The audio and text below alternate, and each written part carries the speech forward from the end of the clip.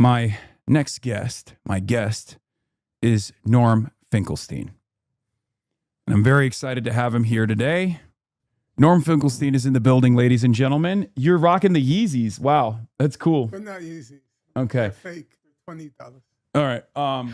Hold on. And we're going to be talking about your book, Gaza's Gravediggers, an inquiry into corruption in high places. This is the maiden interview for your book, right? That's what you said. Also, you got to come closer to the microphone and like speak really directly into it. Unfortunately, these microphones have very they're very sensitive. They have a high noise gate, so you got to get really up close and personal with it if you don't mind. All right. Norm Finkelstein's in the building. Gaza's Gravediggers is the book, and I am really excited. I'll be frank and upfront and honest with you. I have been very nervous about this interview. I have been a huge fan of your work for many, many years. I really appreciate your resilience and your steadfast nature throughout all of the attacks that you've received throughout your career. You are someone who's very stubborn, and I see that same energy in myself as well. I try to be like that as well.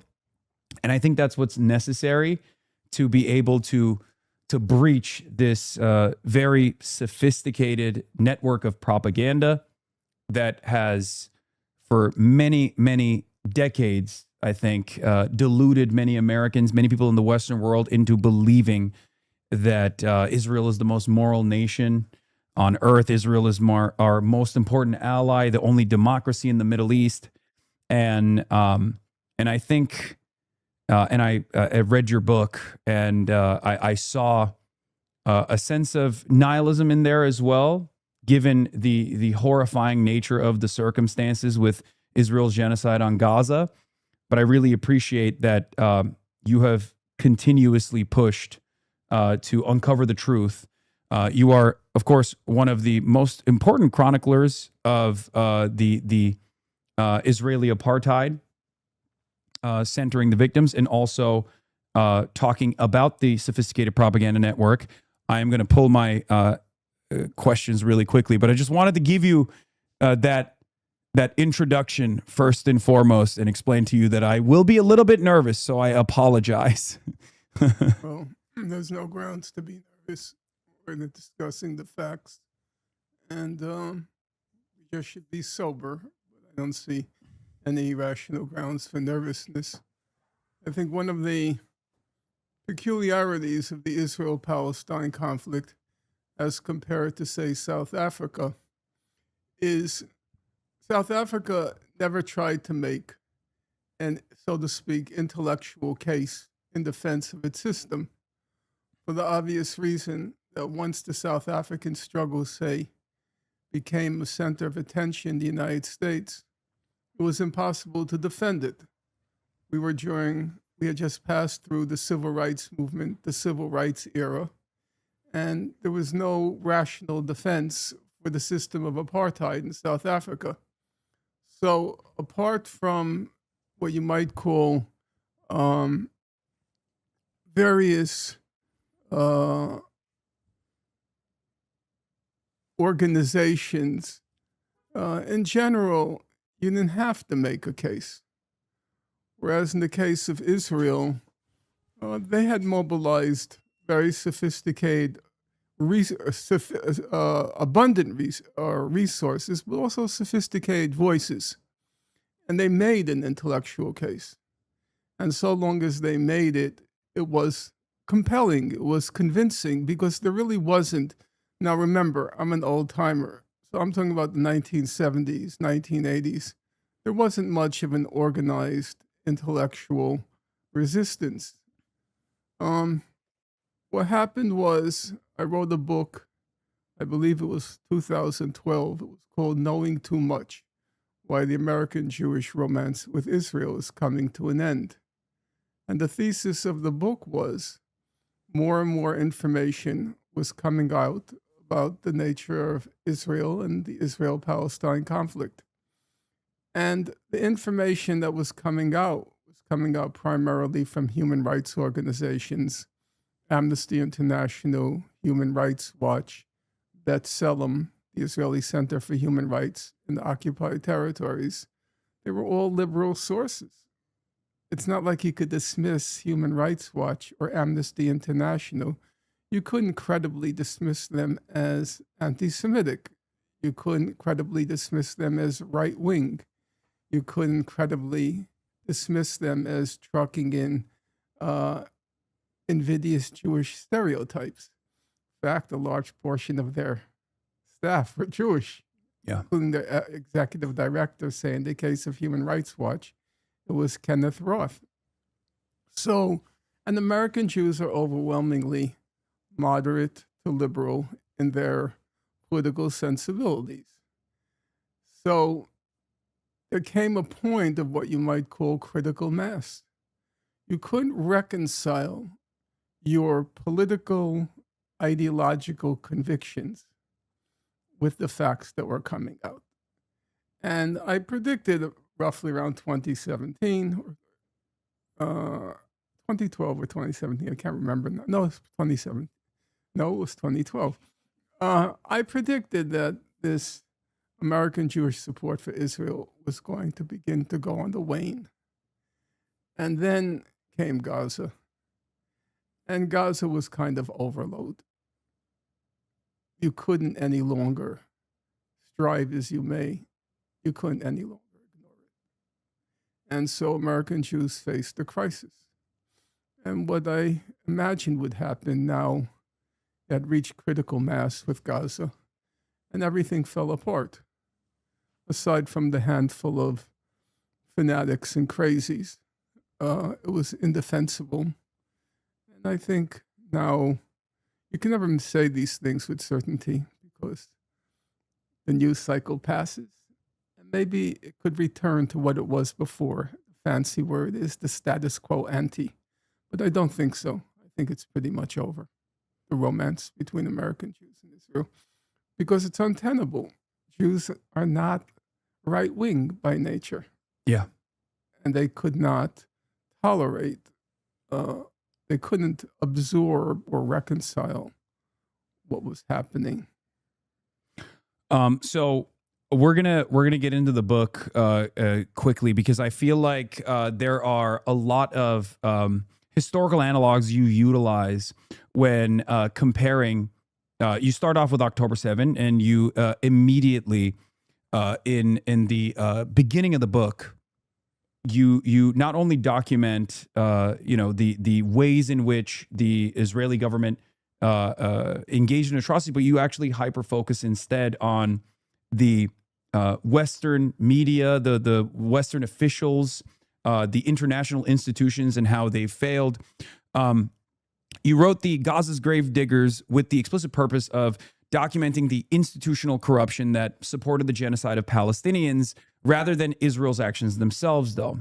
That was a deliberate effort. You open the book referencing the fifth labor of Hercules, in which he's ordered to clean out the Augean stables filled with animal poop. This metaphor extends to the entirety of the book. Can you explain the reference to both myself and the viewers, and why do you believe it's necessary to focus the story on the institutions that insulated and supported Israel rather than Israel itself? Well, I think that's a very good question. I did not attack Biden. I have some passing remarks about Mr. Blinken, nothing substantive. I certainly didn't focus much attention on Mr. Netanyahu, on his cohorts, because the simple reason is when I wrote several books on Gaza, the record was not known. It was sort of hidden away, collecting dust in human rights reports. Even the human rights organizations, they do their research, but then there's supposed to be a second step. They're supposed to lobby on the basis of your research. The second step never came. The report simply collected dust. And so I wanted to preserve the historical record. And the purpose was because nobody had done that kind of work. I could say a large chunk of my life now sits on my bookshelf at home, bookshelves at home, with just not thousands, but tens of thousands of pages printed out of human rights reports. I wanted to document for history the record. That wasn't necessary with Gaza. Gaza now, everybody knows who wants to know. Everybody knows what's going on. And I felt to simply document the record again was a waste of time. The record is known, and also the perpetrators are known. It'll probably, in my generation, the slogan was, hey, hey, LBJ, how many kids did you kill today? Referring to Lyndon Baines Johnson, the president during the war in Vietnam. I think Genocide Joe is going to go down also. Yeah. That will be remembered. So all of that seemed superfluous to go through the record again. If I had great narrative powers, I would have done it. I don't know if you've read, and I don't know if even your viewers will know. It was a wonderful, wonderful book written on the Israeli invasion of Lebanon in 1982. It's long forgotten now, but between 15 and 20,000 Palestinian and Lebanese were killed, overwhelmingly civilians.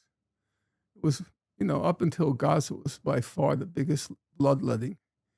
And there was a British historian, a British journalist, Robert Fisk, and he wrote this book, Pity the Nation. It's really breathtaking. It's a breathtaking piece of narrative history. I don't have those narrative powers. I have good expository powers. I can sit down, analyze a document, and I can logically go through it, and I don't leave any wiggle room. You're cornered, you're trapped, it's case closed. So I didn't waste my time on the documenting the facts. What I did do was I wanted to look at agencies, institutions from which you expect better. The International Court of Justice, the International Criminal Court, the UN Commissions of Inquiry, Amnesty, Human Rights Watch, and where you expect better, and to hold them accountable, not just the usual suspects, but also other people who, because of careerism, cupidity, cowardice, they sold their souls. Now, I want to be clear. The record was not terrible by the international institutions. It was not. We don't want a straw man. They were not. It was not terrible. The statements by the UN senior officials, like Philippe Lazzarini, the head of UNRWA, Gutierrez, a lot of it was quite good. And I acknowledge that. But there were other things that were terrible. Now, so far I've spoken in abstract. We're gonna dial in on that for sure. So let me just, since that's coming later. Yeah. Then, so that was my, so to speak, my modus operandi. Yeah. When I wrote Gaza: An Inquest into Its Martyrdom, nobody knew any of the facts. And it's a terrible story. I won't call it tragic, because the Greek term tragic means the fate was preordained. It was not preordained. This was systematic, methodical, and intentional. Yeah. But it's a horrible history, and I wrote to chronicle. This time, though, I wrote to indict, to hold these people accountable. And I still hope they will be held accountable. Yeah. There are certain officials who either should be censured or they should be ousted from office. And I named them very clearly. Yeah. And we're going to get to that. But I do want to start with your prologue, because the book opens briefly with October 7, but it actually very quickly shifts into Nat Turner's 1831 slave revolt. And despite ordering his followers to kill all white people, he's now revered as an American freedom fighter, which you also talk about. You ask, before he stands condemned, mustn't it be asked, except to live and die in thraldom, what alternative did Nat Turner have? You also mentioned at the time, revered white abolitionist William Lloyd Garrison expressed horror over the events that took place, but blamed the white slave owning population, saying, "We have warned our countrymen of the danger of persisting in their unrighteous conduct." I've also utilized the Nat Turner Rebellion example when referencing October 7. You have as well. I've seen your interactions on Piers Morgan, which is, an interesting affair. We can talk about that later as well. But I wanted to hear, do you view yourself as a modern day equivalent of the white abolitionist after writing about the Zionist oppression of Palestine for over 4 decades now? And obviously, you're probably a little too humble to answer that in a similar manner. But what other warnings have been ignored that you've been ringing the alarm bells on? First of all, one has to acknowledge one's precursors, and one has to acknowledge one's current collaborators. There have been many people. It's still a small number, but there's still a number. My precursors were people like Noam Chomsky, Israel Shahar from the country Israel, Edward Said. They came before me, and in many ways, I learned from them both their steadfastness and also their mental powers, their dedication, their conscientiousness. I would say now I've entered the age where they're gone. They're not on the scene anymore. And so the mantle has, so to speak, or the baton has been passed to me. I don't believe I had any great powers of prediction. A lot of my analysis since October 7th, I believe, has been borne out. But in general, those who predicted that if Israel continued with the occupation, it was going to be a dramatic deterioration in Israeli society. There was a fellow, I suspect you've never even heard of him, Yeshayahu Leibovich, and he was Israel's great philosopher. He had 4 PhDs, a really smart guy. And he, along with a certain number of others, said as early as 1967, this occupation is going to be a complete disaster. That if you don't end it, Israel, he coined the phrase, by the way, Yeshayahu Leibovich, who was the most revered intellectual in Israel. He coined the phrase, Israel's turning into a country of Judeo-Nazis. People will say that term actually originated from David Duke sometimes. No. David Duke was not bright enough to originate it. So what's interesting on that point that you just mentioned is one of the examples that I often use is the horror in reaction to the Deir Yassin massacre from the likes of Albert Einstein, who has gone back and forth and has a more complex, I think, experience with Zionism and what it turned into. But his commitment to binationalism and living alongside peacefully with the Jewish and the Palestinian population was very clear.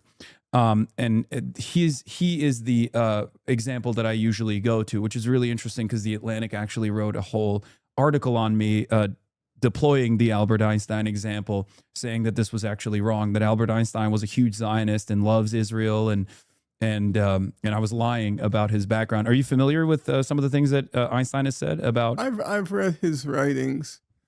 I have to say I'm a bit of a skeptic about the possibilities of coexistence. We're going to get to that as well. Between the Jews and the indigenous Arab population, because there was such a sense of contempt for Arabs, Muslims, the indigenous population, and such a sense of a double kind of superiority by the Jewish settlers, there was the superiority of being European. Yeah. And then that was compounded, or you might say determined by the sense of Jews feeling superior. That sense of superiority born of a certain notion of Jews being chosen people. And then there was just the sense of the backwardness of the Arab Muslim community in general. So when you fill out the historical picture, the probability of a real coexistence among equals, I think, was not really very plausible. There were some individuals who weren't bad. The first head of the Hebrew University, a fellow named Judah Magnus, I think he was a pretty decent fellow so far as I can tell reading his stuff, but I don't think it was really very possible. I think the most honest formulation came from now a right-wing Israeli historian. He wasn't always right-wing, Benny Morris, who you've had the pleasure of debating.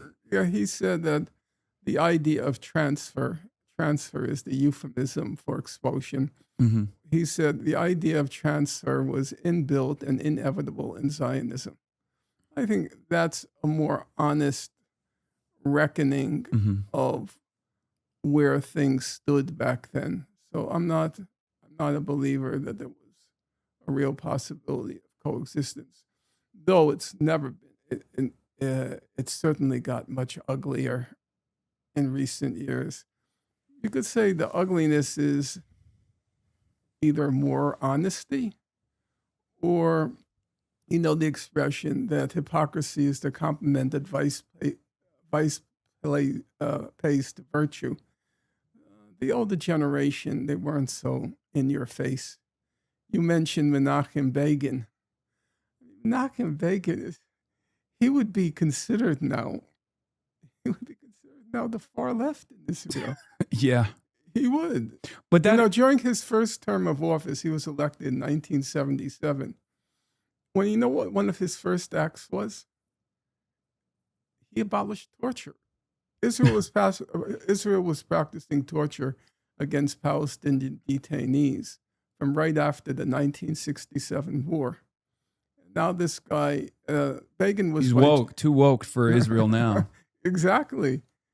Begin was a lawyer by training, and he was a stickler about the law. And he knew torture was illegal. So he did abolish it. I mean, nowadays, you couldn't even imagine that. It's not even conceivable. Nowadays, the only time that Israel ever prosecutes any war criminals in their ranks is when they intercept the communications of ICC prosecutors in an effort to utilize the complementarity principle against the ICC to act as though they are doing a mock trial, basically, to hopefully stop the ICC from further prosecuting their war crimes, which again we'll talk about. I wanted to continue in the epilogue. I want to just return to the Nat Turner analogy. Just as a matter of background, when October 7th first happened, the first couple of days, I don't know if you remember. Oh, I remember. Right. The first couple of days, it just looked like a prison breakout. Yeah. And they said about 50 people were killed. And, 50 people, that's not even the blink of an eye. So I immediately made my sentiments known that I supported. I also remember that. The prison breakout. And I had no qualms about it, no compunction. But then it became clear that something much bigger happened. When something much bigger happened, it was hard to try to think it through, to figure out, well, where do I stand?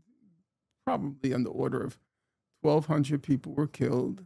I would say the evidence is pretty clear. About 850 were civilians. Yeah. And of those 850 civilians, as of now, I've read all the available material, overwhelmingly were killed by Palestinian militants. Yeah. So that's a large number. You can't get around that. That's a large number. When Sabra and Shatila happened in 1982, the massacre in Lebanon, the initial numbers that came out, they turned out to be low. The initial numbers that came out were about 800 Palestinians were slaughtered in Sabra and Shatila. In fact, it was probably closer to 2,000. But even when 800 came out, that was considered a very large number. Yeah. And then if you're from Egypt, when Sisi came to power, he committed the massacre at Rabat Square with the nonviolent protesters. And the estimate by Human Rights Watch was about 1,000 were killed. And was seen as it was the largest single massacre in Egyptian history. So that seemed a large number. Yeah. And now I'm faced with about 850 civilians killed on October 7th. And what do you do with it? What do you do with it? Now, under normal circumstances, namely for the last 40 years, I don't say this with pride, I'm just saying it factually. I normally would have consulted Professor Chomsky. I considered his moral judgment, if not impeccable, near impeccable, and I usually deferred to his moral judgment. But he wasn't available. And I was sweating for around a week because I knew a lot of people were going to want to know what I think. And I was torn. I was torn between the fact that I knew from having spent about the last 20 years, I knew what had been done to the people of Gaza. I knew the details, the horror of what those folks endured. On the other hand, there was a mass slaughter. And what do you do with it? And I thought, I walked the streets trying to figure this out. And it happened that the last book I had written was on wokeness, and I had read a lot about the abolitionists. And I had read, of course, about Nat Turner. So I turned to Nat Turner, the rebellion, and I said, you know what? Roughly, it's about the same thing. What the slaves endured was not much different. Gaza from 1948, when it was under Egyptian rule, from 1948, it was repeatedly described as a concentration camp by outside visitors. Even the extreme right wing, head of Israel's National Security Council, Giora Eiland, who's still among us. He was one of the advisors during the Gaza genocide. He described in 2004, Gaza as a concentration camp. He said it's a huge concentration camp. So now I knew what they had endured. I knew there had been a massacre, a slaughter of significant dimensions. And then what do you do with it? I saw Nat Turner rebellion seem more or less analogous. The first order, kill all white people. And that's what they proceeded to do. They went from house to house, smashed the skulls of women, killed men. Even in this case, they did behead babies. Not on October 7th, but during the Nat Turner rebellion. So now I have the analogy, but then there's a second step. You got the analogy, where do you stand on it? And I thought the right place to look were the abolitionists. They were of sublime moral character. They were courageous, they were consistent, and they were very smart. You don't get people smarter than Charles Sumner, Frederick Douglass. They were really impressive. And when I went back to read their writings, what became very clear was they would not condemn Nat Turner. Yeah. They would not. They condemned the white system that forced Nat Turner to do what he did, that the coercive system that created Nat Turner. And then I felt, okay, if I'm wrong, than the white abolitionists and black abolitionists. They're wrong. Including Frederick Douglass. Frederick Douglass is an interesting case. Yeah. Because the abolitionists were against violence. Yeah. They believed in what they called moral suasion. But Douglass described Nat Turner as one of our glorious martyrs, one of our revolutionary fathers. Same thing, W.E.B. Du Bois. Yeah. They all acclaim Nat Turner. And what's also interesting is the black people at the time, they did not condemn Nat Turner. They Old Nat. Exactly. Well, I know that from your book. Yeah, he came to occupy a place in African American folklore, and he became a folk hero. They would refer to him as, quote, Old Nat's War, Old Nat's War, because they understood whatever the methods, whatever the horrors. And as you quoted William Lloyd Garrison, he recognized horrors occurred. But where did it come from? Ultimately, what was its deep source? Its deep source was the desire for freedom, the struggle for human dignity. Maybe it was wrongly expressed, but there's another question. What option did they have? What option? If you're speaking honestly, what option did the people of Gaza have? They tried diplomacy. They tried international law. They tried nonviolent civil resistance. They tried everything. And it was all a dead end. And as you probably remember, by October 6, 2023, the only game in town was, would the Saudis join the Abraham Accords? Yeah. Gaza had been forgotten. Well, and then the rest is, so to speak, you quote the cliche, the rest is history. Yeah. So going into this analogy a little bit further, because you brought up the fact that binationalism was destined to fail from the start, given the supremacist attitudes from early Zionists, doubly supremacist considering that there is the European colonialism aspect to it, but then also Jewish supremacy directly. I agree with that, but we live in the United States of America, which is You're totally right. a country that is objectively white supremacist in its fundamentals, and yet we now live in a country that has obviously a very complex history and still continues to struggle with offering any kind of real restitution to Black Americans. And yet I always go back to that same comparison about the end of the abolition of the apartheid. And that is what, that is part of the reason why I present the one state solution and, forcible reintegration of everyone, including the oppressed and the oppressor, living side by side in a, secular solitary state as the true North Star. Now, of course, what's more important from my perspective is how the Palestinians feel about that. And there is not that big of a commitment to a one-state solution. I think for the most part, historically, it's always been a two-state solution. There are additional complications that come along with that. But if we're just simply talking about the morality of it, or maybe even pie-in-the-sky idealism, the reason why I believe in the abolition of the occupation and the apartheid, with, of course, reparations offered to the Palestinians, a right to return and everything else, not dissimilar to what Avi Shalem has also talked about, is because I'm an American citizen.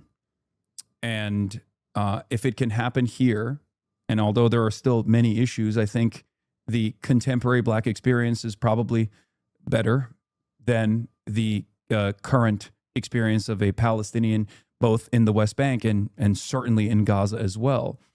So I feel like that is a path towards progress. It would require tremendous amounts of outside pressure from not only the international community, specifically the United States of America, American Jews as well, with connections back to Israel, familial connections. But that is what I believe. You're saying that that is not possible because Zionist fascism is far too powerful of a force in Israeli society. I wouldn't use the word fascism only because uh, I don't believe it's the relevant term. I think Jewish supremacy is the better description. The question, I think, it comes down to this, and it's a judgment call. Remember, we had two processes in the United States.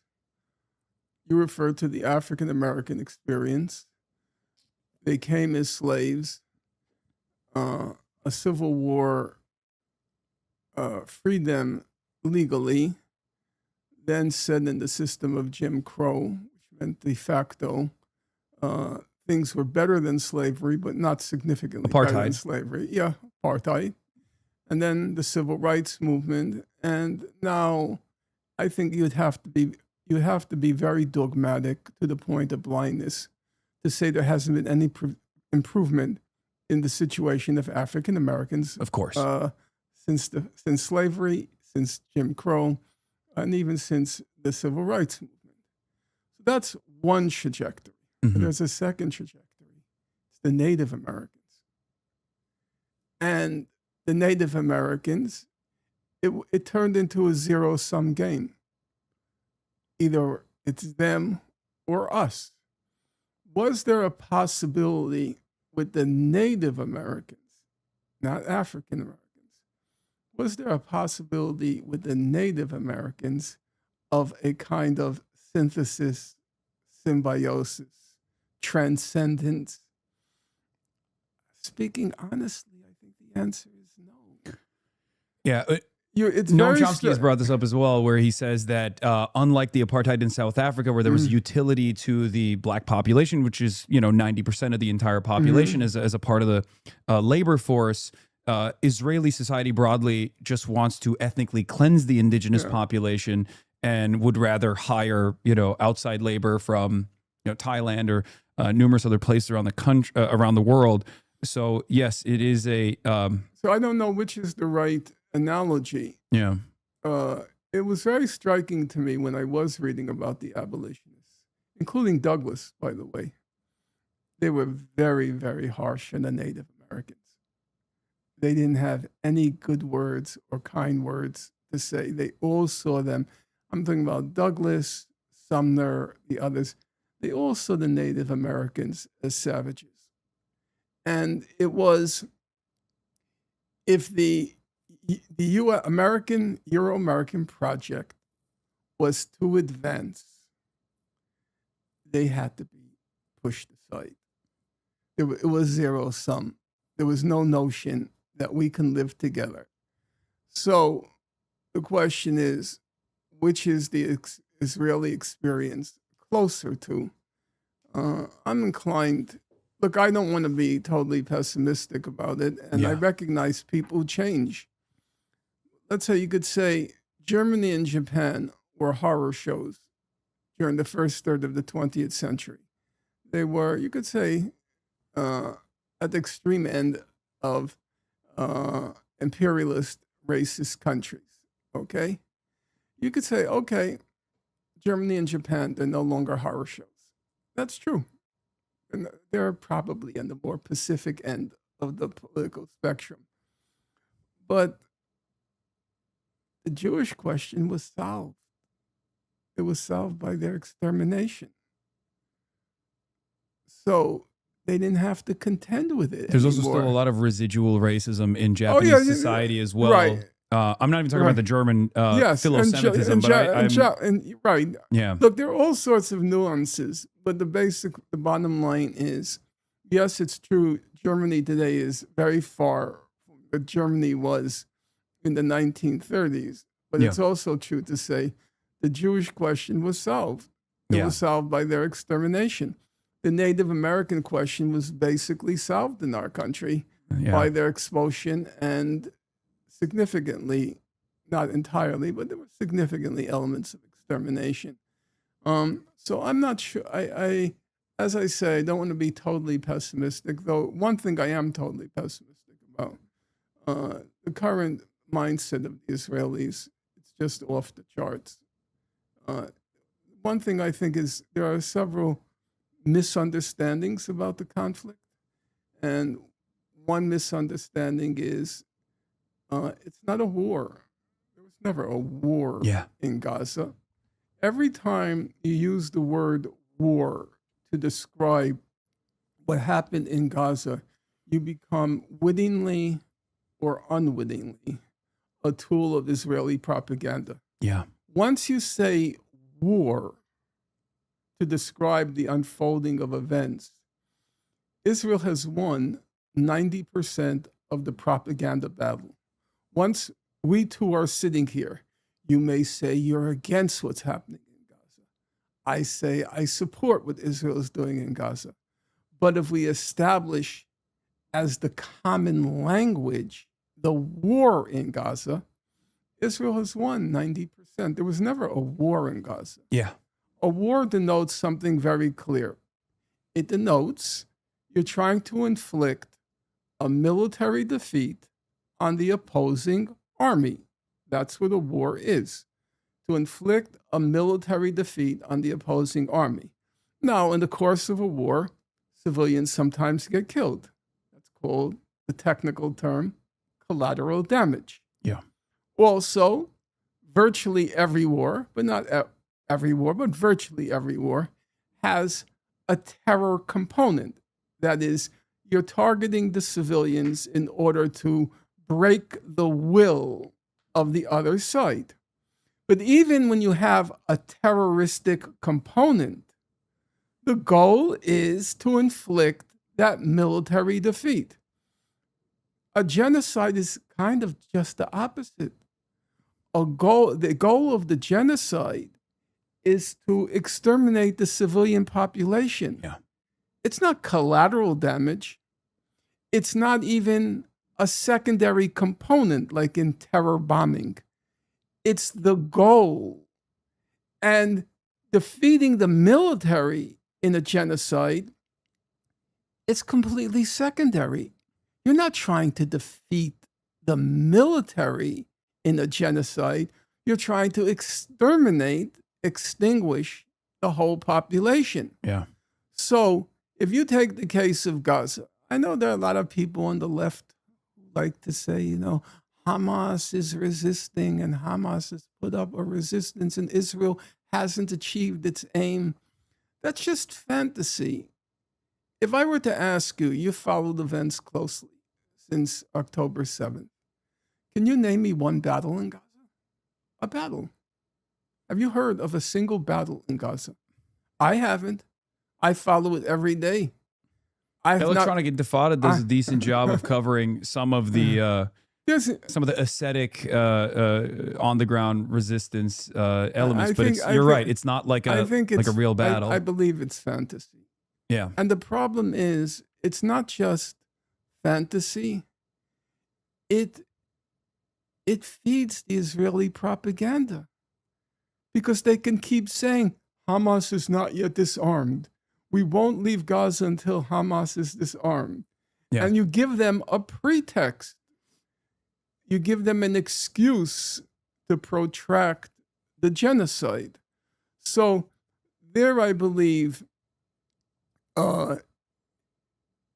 that's one misunderstanding of the nature of the conflict in Gaza. And there was a second, but it just slipped my mind. It'll come back to me in a moment, I'm sure, where I believe that you have to get the language right. Yeah. To understand what happened there.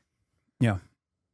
It's always been an ethnic cleansing campaign from the Nakba onward. And even before that, pogroms here and there. It was always settler colonial ambition.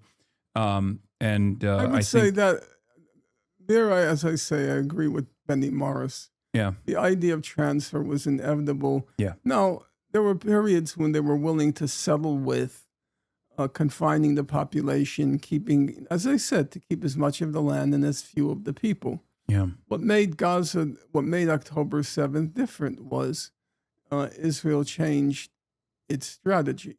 its strategy up until October 7th was, and they're very open Mowing about of the it. lawn. Yeah, was mowing the lawn. Yeah.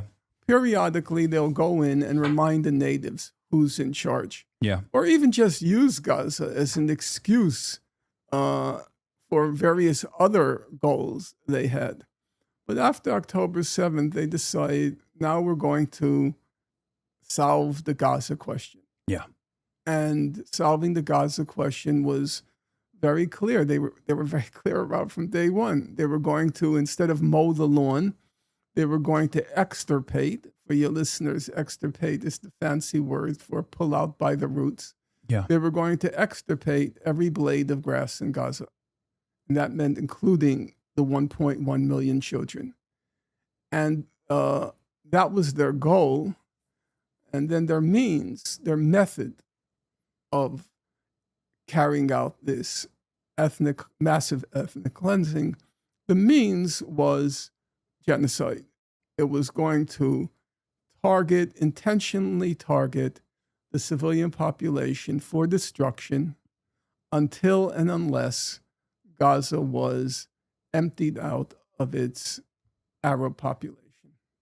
Can I ask you something about October 7 in particular? Because there is two different schools of thought on this, where some people have looked at the prior knowledge that the Israeli security forces must have had. There was obviously talks of Egypt giving a forewarning and advancce warning. Unit 8200 was surveilling Gaza. Gaza is the most surveilled territory on the planet, pretty much, an open-air prison, a concentration camp. What is your assessment on whether or not this was utilized as an opportunity where there was forewarning, there was advance warning that a military campaign could take place by the Palestinian Resistance Front, and that Benjamin Netanyahu would probably try to use this as a opportunity to create casus belli to carry out the final solution to the, I guess, Palestinian question? Well, first of all, we're going to be here for a while, and you should feel free to ask me any questions. You said you were scared, but you should overcome. No, I'm getting more confident. I'm getting more comfortable. You should overcome your fear and be aggressive in your questioning. And these questions, I'm sure, come up, what you just asked me, they come up with your listeners. And here's an opportunity, not for me to give the definitive answer, but certainly to give an informed opinion on the subject. First of all, let's take an analogy. Analogies are never perfect, but they serve a purpose. If you look at 9/11, there were many people in the administration who predicted Osama bin Laden would launch an attack. Yeah. There was one national intelligence fellow, I forgot his name, he wrote a book on the subject, where he said, I knew from day one, from the moment it happened. He said, he ran into the Oval Office and he said, it's Osama bin Laden. I know it's Osama bin Laden. He had been on their radar, and they had received warnings that something like this would happen. The Northern Forces in Afghanistan had actually tried to deliver Osama bin Laden to the United States of America for his, I think, cooperation in the previous World Trade Center bombing with the Blind Sheikh, and those people were assassinated prior. I don't recall that detail, so you'll forgive me. Yeah. The thing is, when you're a country like the United States and Israel, you're being bombarded with threats, possible threats, potential threats every day. And then you have to have a hierarchy, which you're going to take seriously and which you're not going to take seriously. No, when you're so saturated with racism, like people like Netanyahu and his folks, they don't believe Hamas could pull something like that off. Yeah. Hamas was a shooting gallery. I mean, Gaza was a shooting gallery for Israel. Yeah. It was, as I called it, these were high-tech killing sprees, which they used to launch into Gaza. You know, the discrepancy in number killed, like 100 to 1, 200 to 1. They didn't think Hamas had the capability, the capacity to pull off something like that. So I'm sure they received reports. I don't think Hamas thought that they I had that totally capacity agree. as well. Totally agree. Yeah, So they admitted it they as were such. they were shocked by how easy it was. Yeah. You know. So how much of that do you think is hubris, and how much of that do you think could have been maybe hubris paired up with opportunity? Well, there's a cliche. The cliche goes, every crisis is an opportunity. When 9/11 happened, they got together in the Situation Room. Cheney, Rumsfeld, Colin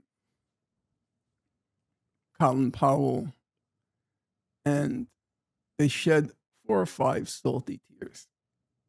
And then they rubbed their palms. No, seriously. Yeah, no. What can we get out of it? What can we get out of it? And they then start contemplating. If you read the accounts, they're looking at the map. Which country should we attack? Which country? A crisis is an opportunity. Now, as you know, the big opportunity for them, it started with Afghanistan, but Afghanistan was small change. They were going to go after, in their minds, it was going to be Iraq, Syria, Iran. That was what they were going to. They were going to exploit everything they could out of 9/11. And that was exactly the Israelis. It was going to be first Gaza, if the opportunity arises, the West Bank, and then it's going to be Hezbollah, Syria, Iran. Every crisis is an opportunity, but I don't think there's any rational point in denying it was a real crisis. And they're just not the type, because they attach such value to a Jewish life. Yeah. And no value to any non-Jewish life. They're not the type that would allow sacrificing the envelope. So that's actually really interesting. I agree with you 100% on this. My attitude on this has been part hubris and part, at most, it would be a couple people that get slaughtered as a sacrificial lamb to enact a much larger campaign of death and destruction, and this will be the casus belli. But it, of course, unfolded in a way that the Israeli security apparatus could not have predicted, that Hamas itself could not have predicted as well. And perhaps that's like the middle ground. I don't know. But that's my assessment. I'm not married to the idea either, but I don't believe that it was like pre-planned, that Benjamin Netanyahu was allowing 1,200 Israelis to be killed, with as many civilians that were killed in the process as well. The part of the reason why I bring this up is because there's some information about like the Nova Festival, adding an additional day, being so close to the border wall, and things of that nature have raised suspicions, even inside of the Israeli population as well. There have been some inquiries. The Nova, for your listeners, it was a music festival, the Supernova Music Festival. Yeah. And the largest number of people killed by far in the total was about 350 of the total number of those killed. As far as it's known, Hamas didn't even know it was going to happen. They just stumbled on it, the Nova Festival. It probably, you could speculate, but it probably enraged them. Yeah. Right, bordering on this concentration camp, all these young people who are overwhelmingly of military age, because the Nova was young men and women, they're all having this festival. It almost feels like a taunt. And so it was very bloody. Oh, yeah. No question in my mind about it. But I don't think, as far as I understand, they were not knowledgeable that that festival was going to happen. I think there's a tendency on the left, and not just the left, actually across the political spectrum, to always want to see conspiracies. And I think a lot of things happen which actually, in politics and history, which can't be explained. They cannot. There are all sorts of, so to speak, loose ends. I can't really explain how that happened. it doesn't change the total picture. I remember, if I can give one anecdote, there was a famous trial in the UK. There was a Holocaust denier. His name was David Irving, very prominent historian. Deborah. And Deborah Lipstadt. Yeah, Deborah Lipstadt. David Irving was an extremely smart guy. I mean, I wouldn't call him brilliant, but he was definitely a competent historian. Deborah Lipstadt's just a talking cow. She's a complete imbecile. For those of you who don't know, she was Biden's anti-Semitism czar, and also a horrifyingly right-wing, genocide denier herself. I wouldn't even dignify her with hollow. She's just an imbecile, In any event, she's the one who's made the Bieber jokes and has very vociferously defended Israel's genocide. Yeah. Oh, she defended. It's like talking about somebody in the Jewish nursing home in Miami defending the genocide. In any event, so there's a point in the trial. David Irving conducted the trial himself. He was the defendant. By the way, in the trial, the lawyers would not let Deborah Lipstadt speak. She was in the gag order, her own lawyers, because they knew the moment she opened her mouth, they're going to lose the case because she's a complete imbecile. In any event, there was a point in the trial where one of the leading historians in the Nazi Holocaust, his name is Christopher Browning, and David Irving presents Browning with a document. And the document seems to say the opposite of what it should say. And Irving looks at the document and he says, "You're correct. It does say exactly the opposite of what I would have guessed." So Irving said, "How do you explain that?" And you know what Browning said? "I can't. I can't. There are all sorts of things that happen which there isn't a clear explanation. But that doesn't mean the overall picture is wrong. A Nazi Holocaust did happen, even if you can't explain this or that document." And it's the same thing. I believe that what happens with conspiracy theories is they take one point here, one point there, and then inflate it to prove the whole thing could not have happened. No, the whole thing did happen, but this point and that point can't really explain it. Can't really explain it. I believe is it's a problem with these conspiracy theories. Yeah. Overall, I think the picture is pretty clear. Though I acknowledge, we should be careful about this. Not careful, cautious.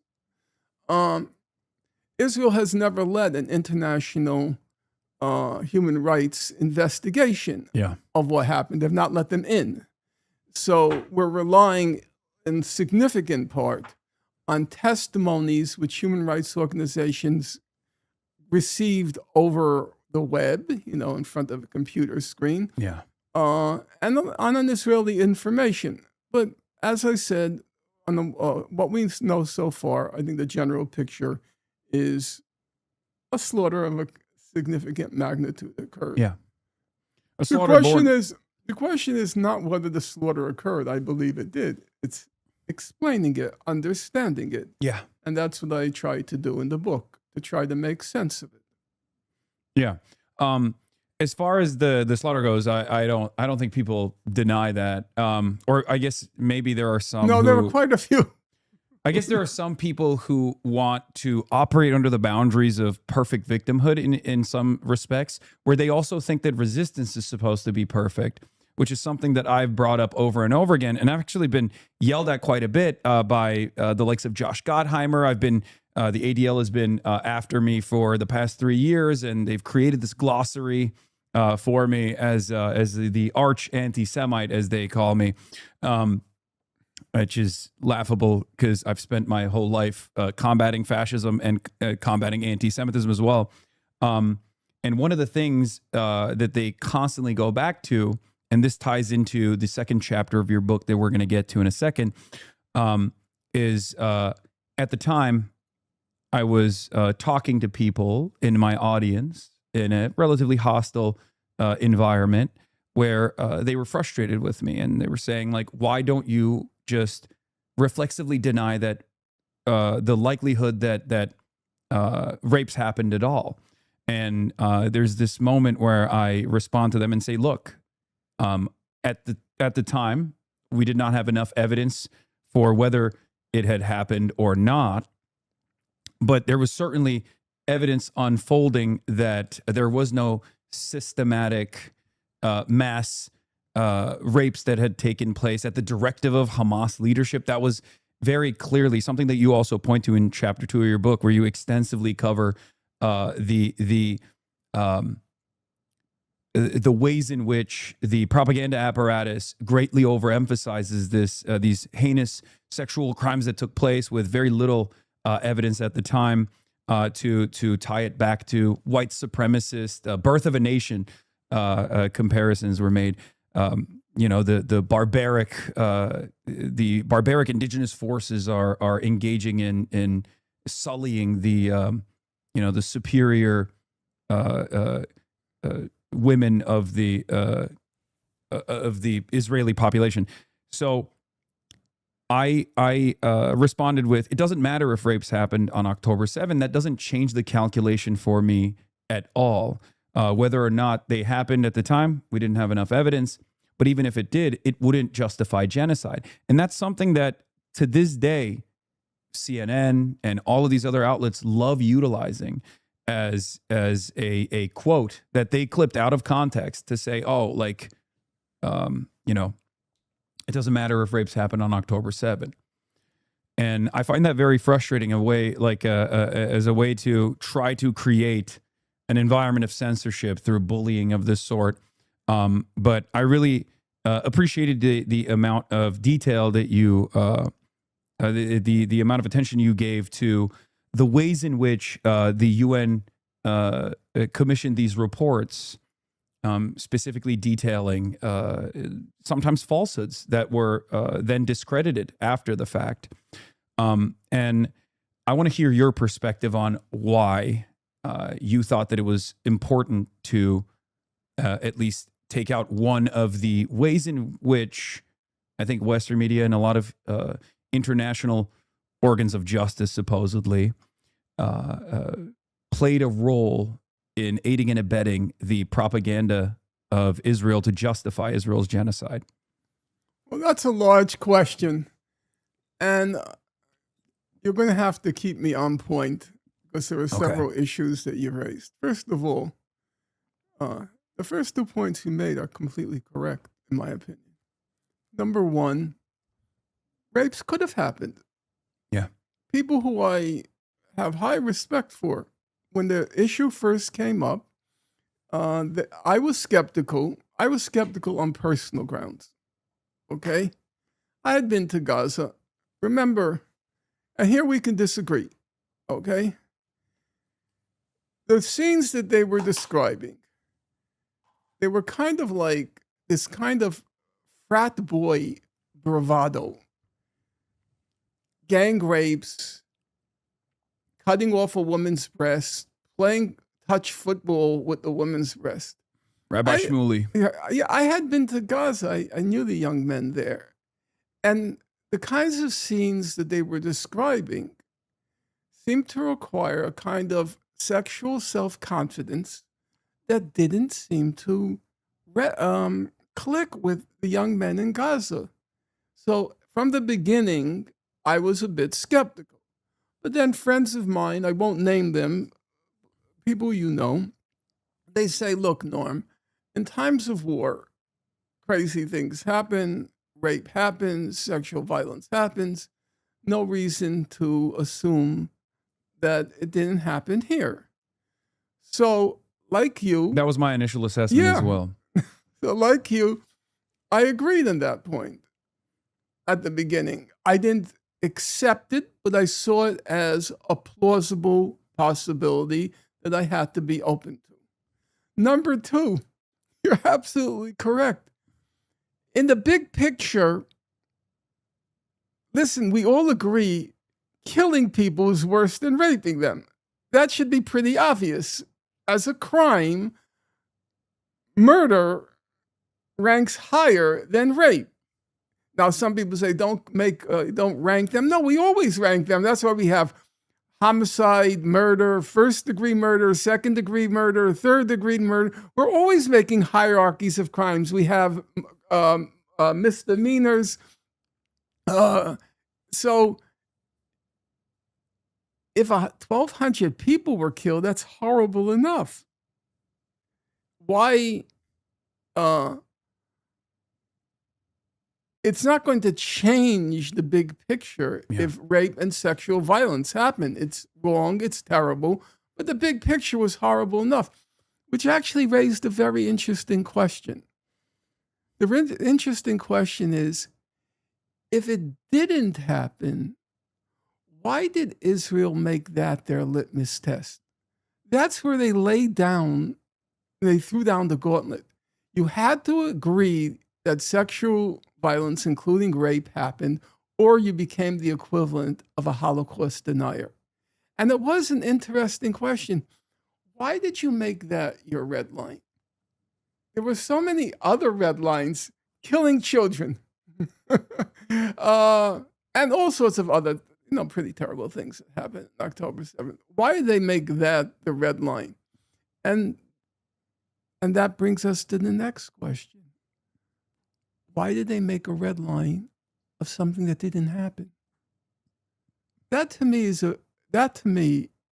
a point of reflection.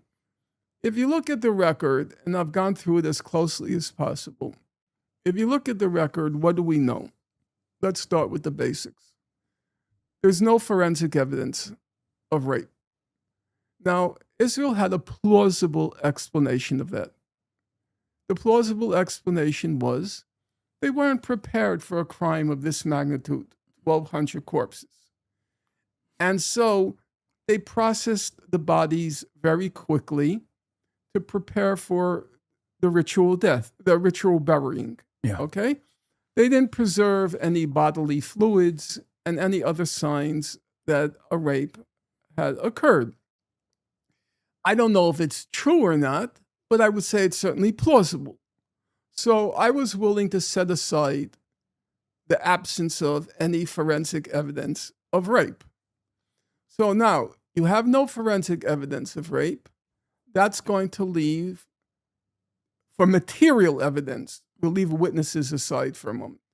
Material evidence, there's what Pramila Patten, who was the UN Special Envoy, she says very late in her report, she says, no medical legal evidence of rape. And then that brings us to the second material evidence of rape, and that is digital evidence.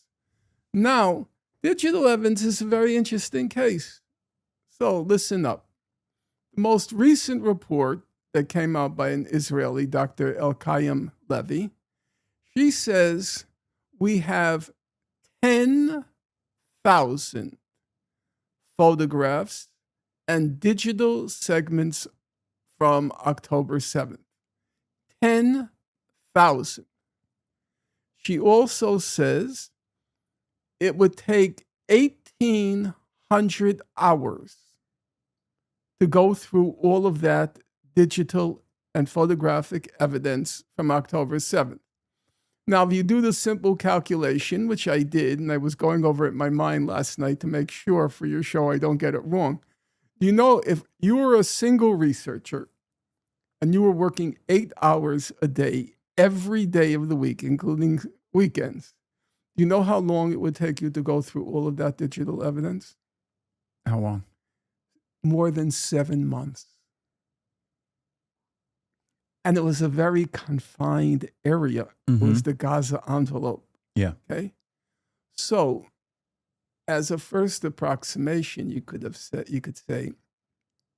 not much could have escaped the collective lens of 10,000 photographs and digital segments, including GoPro camera footage from the militants themselves. We're going to go through CCTV, traffic cameras, iPhones.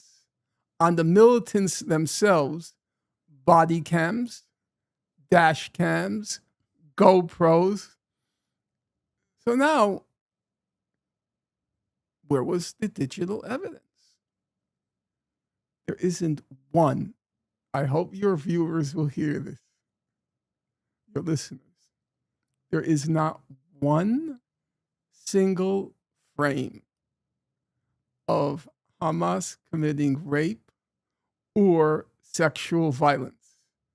Bear in mind, there's not only just an absence of any digital evidence, which would take 7 months to go through, of all the various technological paraphernalia, CCTV, traffic cameras, body cam, dash cam, GoPro, not one of rape, not one of sexual violence, not one frame. Now, here is the thing that's most perplexing.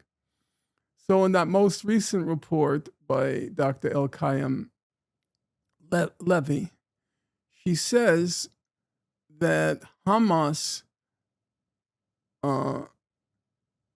instrumentalized all of this digital evidence to terrorize Israeli society.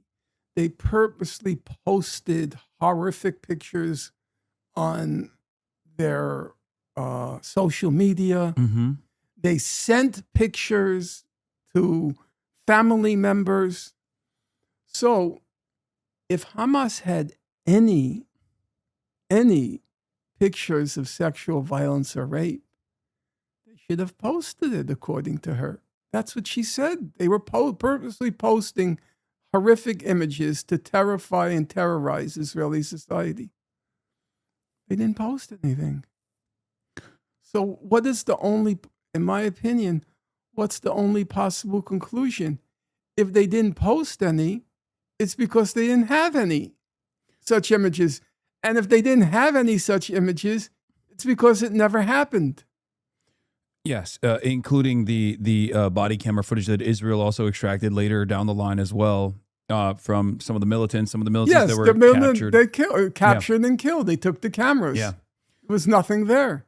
Now, you might say, well, Hamas didn't want to damage its reputation by filming that stuff, but there's a problem with it. But Israel would present this as evidence. So you can make the argument maybe they turned off the camera. I don't believe it for a moment. But the problem with it is you said that they were instrumentalizing these pictures in order to terrify and terrorize. So they wouldn't have turned off the camera. They would have purposely photographed it and then transmitted it. Yeah. So by their own argument, it couldn't have happened. Now, as I said, there's... So let's talk about the why. The why. Why was rape, sexual assault, like sexual assault directed by Hamas? Why was that the initial line of attack in your by your estimation from the Israeli side? I think there were basically two reasons. First of all of Israeli propaganda is directed at American society. And in the United States, the rape, the dark-hued Arab raping a virginal white woman, it has a deep historical resonance. So it was going to play well here. The second reason, and I probably will get criticized for this, is because of the woke culture. And that's what I think happened with the UN investigations, what happened with the Human Rights Watch investigation, what happened with the Amnesty investigation. That they, because Me Too, believe women, you're not allowed to question. They don't like Muslims to begin with. These liberal organizations, they don't. I mean, we should be. I mean, I can speak at length about the relationship. The human rights organizations had a very different relationship with the West Bank than they did with Gaza, because in the West Bank, Ramallah is like another metropolis has a higher standard of living than most big cities in the world. They can relate to that secular culture in Ramallah. They can't relate to Gaza. And so there's always been, by the liberal, secular human rights organizations, the UN Commissions of Inquiry, there's always been a double standard when it came to Gaza. So I think that there was a certain kind of certainty that you could play that card and get away with it when it came to sexual violence and rape, which you couldn't, which in other aspects, the human rights organizations were in bed in their investigations. It was this particular issue where they capitulated, and I think they capitulated because of the woke culture. So you then, I mean, there were points where it's just it was really, I have to say, it was stomach churning. So they want to prove, let's say, take the case of the UN Commission of Inquiry. It was headed by Navi Pillay, who was the former High Commissioner for Human Rights, a respected figure in South Africa. She's a South African of Indian descent. So she knows there's no evidence of sexual violence. She knows that. She knows there's no forensic evidence, there's no digital evidence, but she has to go along with the woke culture. So what does she do? She says, well, we saw pictures of women hostages who were taken and that they were placed on motor scooters or motorcycles between two Hamas militants. Okay. So you think to yourself, yeah, okay, there's a woman placed between, and we all know taking hostages is wrong, not a complicated question. But what does this have to do with sexual violence? So she says, by placing two Hamas militants in the front and back of her, Hamas was guilty. The expression they use is coerced intimacy. Okay, taking hostages is wrong. But is there a new rule of international law that if you take a woman hostage, you have to book an Uber? I mean, this is just stupid. But they were so desperate, clutching at straws to come up with an argument. And as I said, I think it was in large part, first of all, it's the revulsion against Muslim men. And they were honest about that, by the way. They said in the human rights reports that Israel in particular was targeting Muslim young men and older men. That was clearly a target. I think they even called it acts of extermination or crimes against humanity. But the truth of the matter is they all carry that prejudice. And the Israelis knew that prejudice would resonate in the American, in the United States in particular. And the truth is, very few people challenged it. I mean, there were people who challenged it, no question about it. But it took a certain amount of, I don't want to call it courage, but you knew that you were going against the current. People like Sheryl Sandberg, the former chief operating officer of Meta, best known for her book Lean In. Yeah. She did this documentary called Screams Before Silence. It was just complete nonsense. Yeah, you compared it to D.W. Griffith's Birth of a Nation, arguing that she leans in on primordial racialized tropes of the feral, dark-hued rapist to mobilize Western psychic demons, similar to how Birth of a Nation incited lynchings of black people. And the thing with Sheryl Sandberg is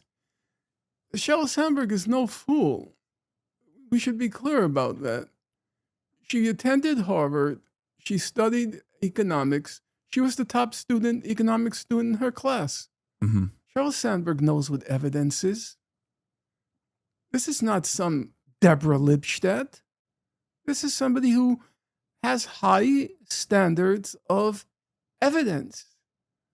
But then when it came to this, she just, it's the cause. It's the cause. In the cause, there's the cause and there are the facts. Mm-hmm. And the facts are trivial things as compared to the cause. And for her, Israel must live. So whether she does it wittingly, unwittingly, I have no idea. But she manages either convince herself that these are facts, or she convinces herself that the cause is more important than the facts. Someone like Alan Dershowitz, who I've had interactions with, and I know pretty well his mind. For Alan Dershowitz, it's just the cause. He knows what the facts are. Mm-hmm. He knows what the facts are. Someone like her, I don't know. Okay. What I do know for certain is there's no evidence.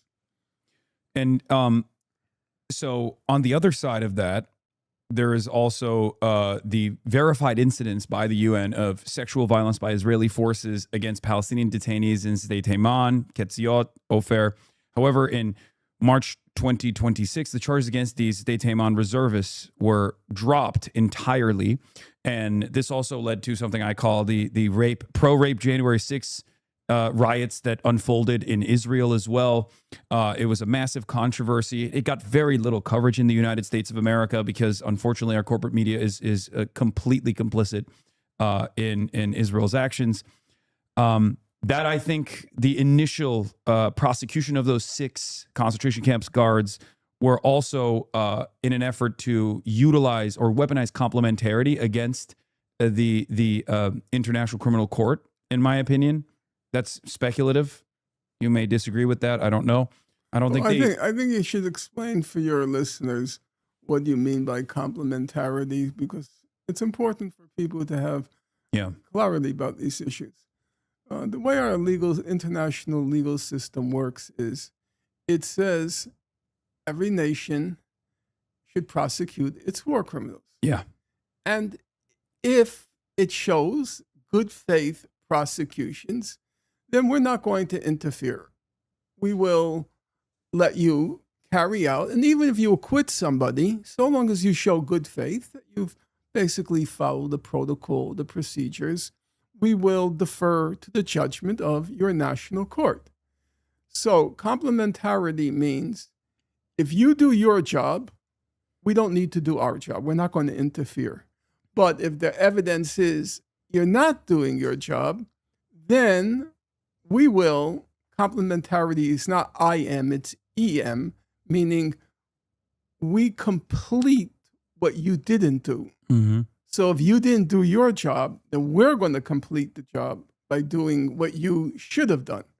So your point is that Israel sometimes pretends as if it's doing its job, it's carrying out its prosecutions, and therefore the international institutions like the ICC don't have to do their job because you're already doing their job for them. So occasionally Israel will pretend, though in recent times they don't pretend very much anymore. No. And this was one of those instances where I believe not only did the primary responsible party actually unmasked himself on Israeli television, became a folk hero of sorts. There was a Knesset session, an emergency Knesset session, in which one of the ministers of the Knesset had told a Palestinian minister of the Knesset that that the Israeli concentration camp guards had every right to anally rape and brutalize and murder the Palestinians inside of their prisons as well. Well, one of the differences between the claims against Hamas and the claims against the Israelis is the Israelis posted a lot of sexual violence on their own social media. Yes. The stripping of the Palestinians and things of that sort. They themselves posted it on their social media. In the case of Hamas, as I'm sure you know, the attack occurs on October 7th in the dawn and pre-dawn hours.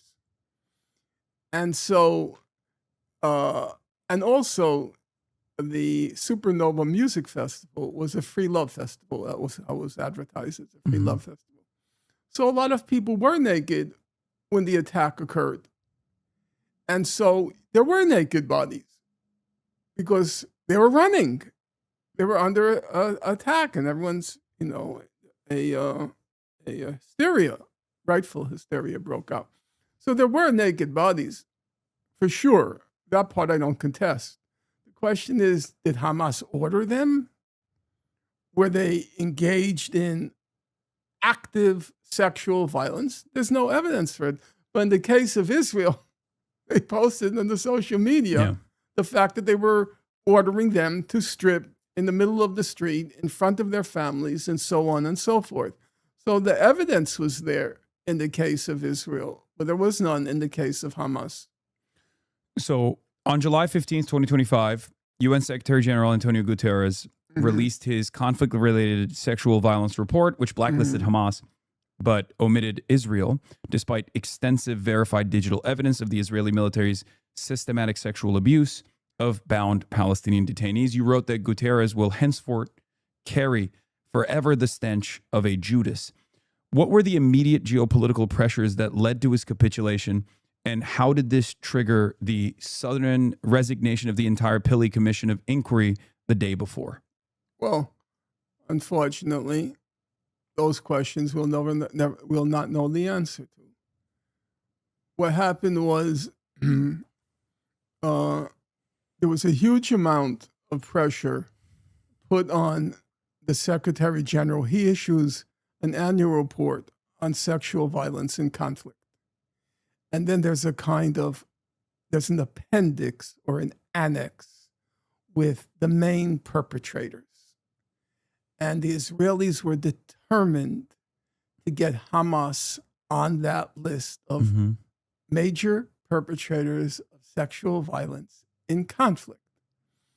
Now you understand, if they got Hamas on, but they also got Israel on, that's going to cancel the victory for Israel, because they can't boast that Hamas is on without being told, well, guess what?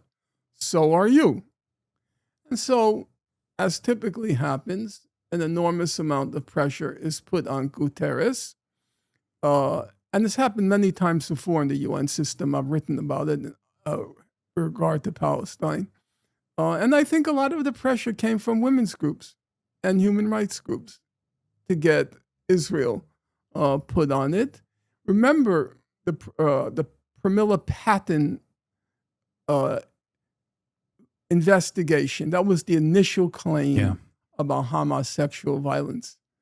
That wasn't the UN commission. That was a special commission appointed by Gutierrez. And I'm sure the pressure. And what form does it take? I can't tell you. I don't know. Has it happened before? Yeah, there have been many times. Not many, but there have been times that it happened. If you take the case, which most of your viewers and listeners will not remember, in May 2010, a humanitarian flotilla was headed towards Gaza. Mavi Marmara. Right. And the lead ship, the flagship, was the Mavi Marmara. Israel attacks the Mavi Marmara in international waters and commits, as is routine for them, commits a massacre among the passengers. 9 people were initially killed. A 10 person was killed later. Large numbers of people were terrorized and so forth. And this time, the UN had a problem. The Mavi Marmara was it was overwhelmingly Turks on it. Yeah. It wasn't owned by the Mavi Marmara. That was the Comoros, but it was a Turkish vessel. Okay? Yeah. And the head of Turkey, who was still the head, Erdogan, he put a lot of pressure. So Gutierrez appoints this fake commission to vindicate Israel, to say Israel didn't do anything wrong. And they did the same. Now, after October 7th, he creates this fake commission headed by Pramila Patten, who says that I have documented cases of rape. And then the next step is they wanted to get Hamas on that list, and he capitulated. Now, as I said at the very beginning, Gutierrez wasn't terrible. He was not. A lot of statements he made were pretty tough. He was a lot better than Ban Ki-moon would have been, his predecessor. He wasn't terrible. But in the moment of truth, he failed Gaza. And then you know what he did? A new report was issued, because it's a periodic report. This time, he put Israel on the list. Now you might be wondering, why did he do it this time? You know why he did it this time? Because he has 6 months left in office. Oh. So he has nothing to worry about. The show is over. If you look at the last days of Ban Ki-moon, who said nothing during the various Israeli killing sprees in Gaza, at the very end, the last days, he says something. You take the case of Fatou Bensouda. She was the former chief prosecutor Of the International Criminal Court. International Criminal Court. Her whole term she not only didn't say anything, she fought so hard to protect Israel. And I'll say it because everybody's now acclaiming how Fatou Bensouda resisted and fought back against the Israeli blackmail. That is nonsense. She was either being bribed or blackmailed by Israel until when? She had 3 months left in office. And then she says, I'm going to investigate what Israel's doing. Yeah. Would you They all do the same thing. So I actually want to talk about something relevant because this is in the news right now. Kareem Khan is horrible. So yeah, he initially was the He pick. was horrible. He was Israel's he was the Israel's hand-selected choice. Israeli choice. And what's really interesting about that case is that not only was he the hand-selected Israeli choice, that he also actually came in with an immediate concession towards Afghanistan, towards the United States of America, refusing to prosecute certain war crimes conducted there, if I recall correctly. But Benjamin Netanyahu has been going on the American news channels and claiming that Kareem Khan only chose to prosecute Israel after there were sexual assault allegations launched against him in an effort to, revitalize his career, in an effort to gain favor. Do you feel like that was potentially, because it looks like it has the hallmarks of Israeli blackmail, or just blackmail in general, not just Israeli blackmail. First of all, Kareem Khan did nothing during his term, from the beginning of his term of office, in defense of Palestine, Gaza. There was now an ongoing investigation. That was what Fatou Bensouda, she launched an investigation. He did absolutely nothing. And then he had a problem. The problem was October 7th. Yeah. How do you do nothing? You acted with a blink of an eye over Putin in the Ukraine, and you're doing nothing in the case of this genocide in Gaza. So he had to do something to save face. Now remember, you have to laugh. He indicted 3 members of Hamas and 2 Israelis. Yeah. 3 members of Hamas and 2 Israelis? Would you mind showing me the numbers? About maybe 50,000 killed at that point. Yeah. 50,000 killed versus 1,000 killed. And there are 3 indictments against Hamas and 2 against Israel. So he had to do something. He had to do something. And then he was punished for doing something. The funny thing is, obviously, we can go down 1,000 byways because there's so much to say. So, who's leading the charge against Kareem Khan?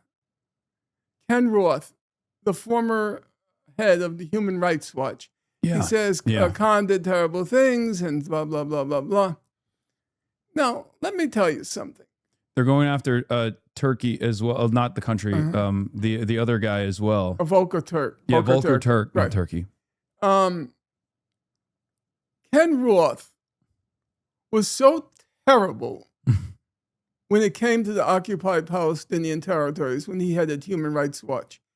It was known, because I suspect this will get back to him, so I'm not going to say with absolute certainty, but many people told me that the only reports he checked personally when it came to the reports produced, the only ones by Human Rights Watch, which are voluminous. I mean, they're covering the whole world. Yeah. They're covering the whole world. So the only reports he checked personally were the ones on Israel-Palestine. And he always, see, what happens is a human rights report has effectively two aspects. One, the facts. You send out investigators, competent people, they try to assemble the facts. In general, the human rights reports are good on the facts. Professional people take their calling seriously, recognize they're being watched, so they better get it right because free media, they're going to be exposed. In general, the facts are done well. The problem is the legal interpretation of the facts. Are you going to call this a violation of international law? Are you going to call this a war crime? Are you going to call this a crime against humanity? There are many gradations. And then the question is the law, how it's interpreted. And Ken Roth systematically watered down the legal allegations against Israel. So now he's attacking Kareem Khan. He was better when he headed Human Rights Watch. From what I read, and I have not read the actual legal documents, what the investigative committee did, what the judges decided, Roth makes a credible case, I believe, but I've not read it. He makes a credible case that the investigative body didn't do its job. What the investigative body did, according to him, was they said, Khan said this, the woman said that, Khan said this, the woman said that, but they don't assess the evidence. Yeah. They don't say, what Khan said is not really credible, what she said is credible. They didn't do that. And he said that was part of their job description. They're supposed to also assess the value. I don't know. Well, it was dismissed initially. Wait. I thought. I listened closely to Francesca Albanese because I trust her. Yeah. I think, she both is a woman and concerned with women's issues, and she's also cares about International Criminal Court and the prosecution of crimes. She said there are two separate issues. One, what happened with the women? Was it true? Some say women, some say there were four, but okay. What happened with the women? She says, no, it has to be seriously investigated. We can't dismiss that question. It has to be seriously investigated. Then she says there's a second issue, namely the dismissal of Kareem Khan. I'll tell you the truth.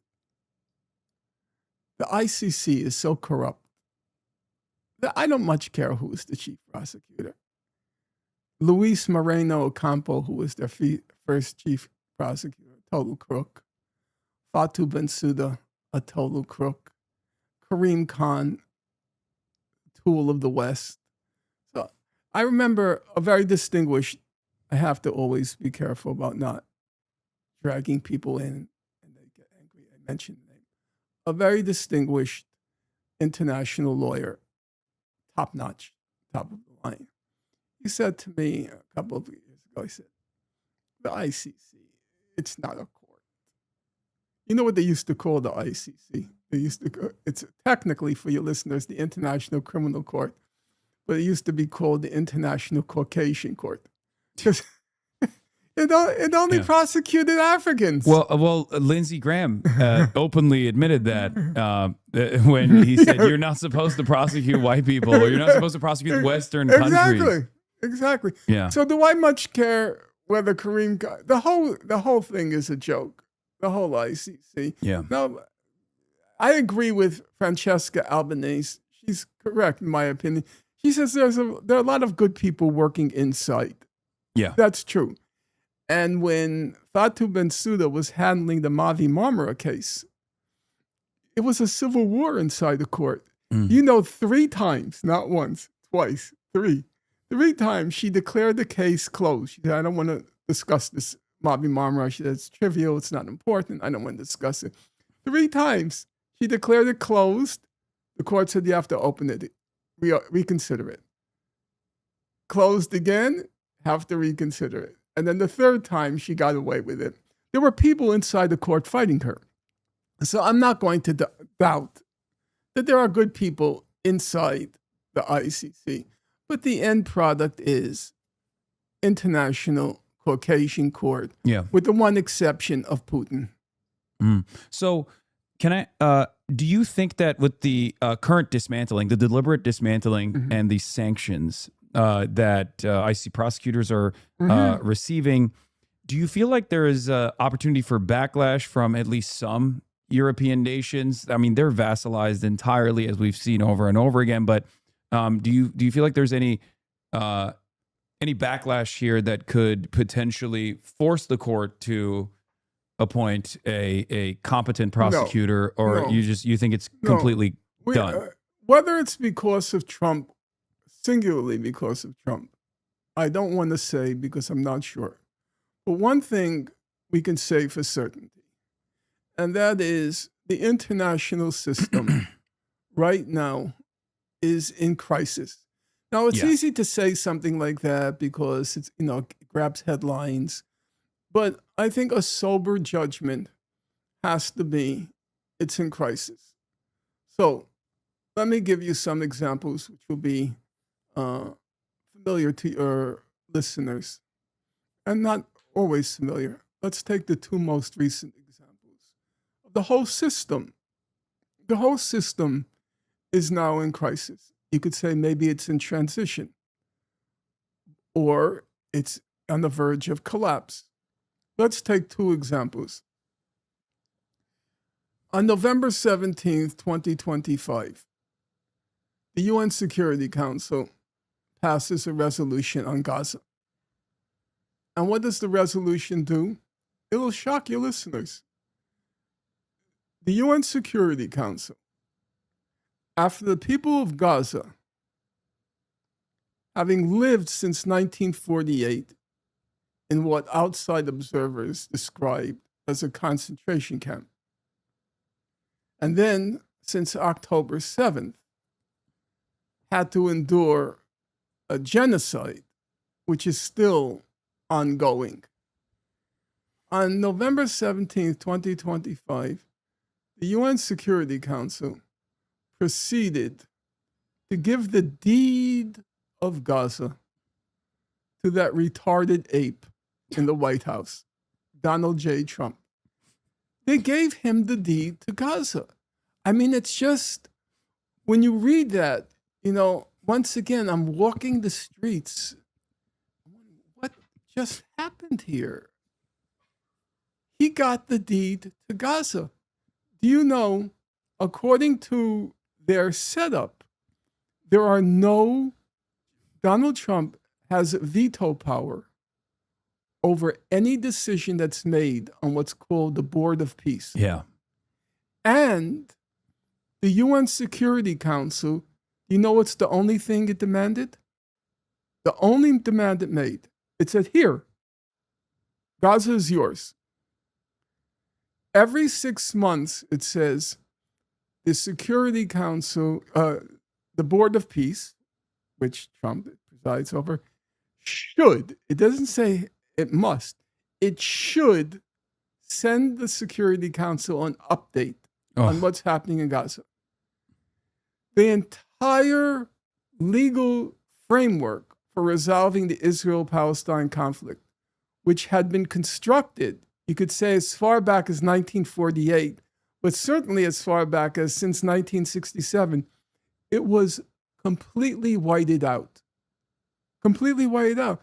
If you ever look at UN resolutions, and I can tell you, probably I'm not interested, but if you are, a typical UN resolution begins with what are called the preambular paragraphs. And the preambular paragraphs spell out the legal framework for resolving this conflict. The UN Security Council resolutions, the International Court of Justice advisory opinions. It usually runs to, like, believe it or not, because the conflict is so old, it goes back to 1948. It runs to like 7 or 8 pages of laying out all the decisions, all the resolutions, all the opinions on this conflict. Do you know what happened in this new UN resolution? Nothing. All the entire legal framework was whited out. Okay? That to me was the end of the UN. The UN as a, let's call it the political organs of the UN, of which the highest is the Security Council. It was the end. As I said in the last line of the book, the UN Security Council, the UN system has become a rotting corpse after November 17th, 2025. Yeah, you compared it to the Berlin conference, handing the Congo to Belgium's King Leopold II. They I mean, do you remember when Trump said that I'm going to turn Gaza into the Riviera of the Mediterranean? You remember when and everyone laughed? And he got away with it. Yeah. They gave him the deed to Gaza.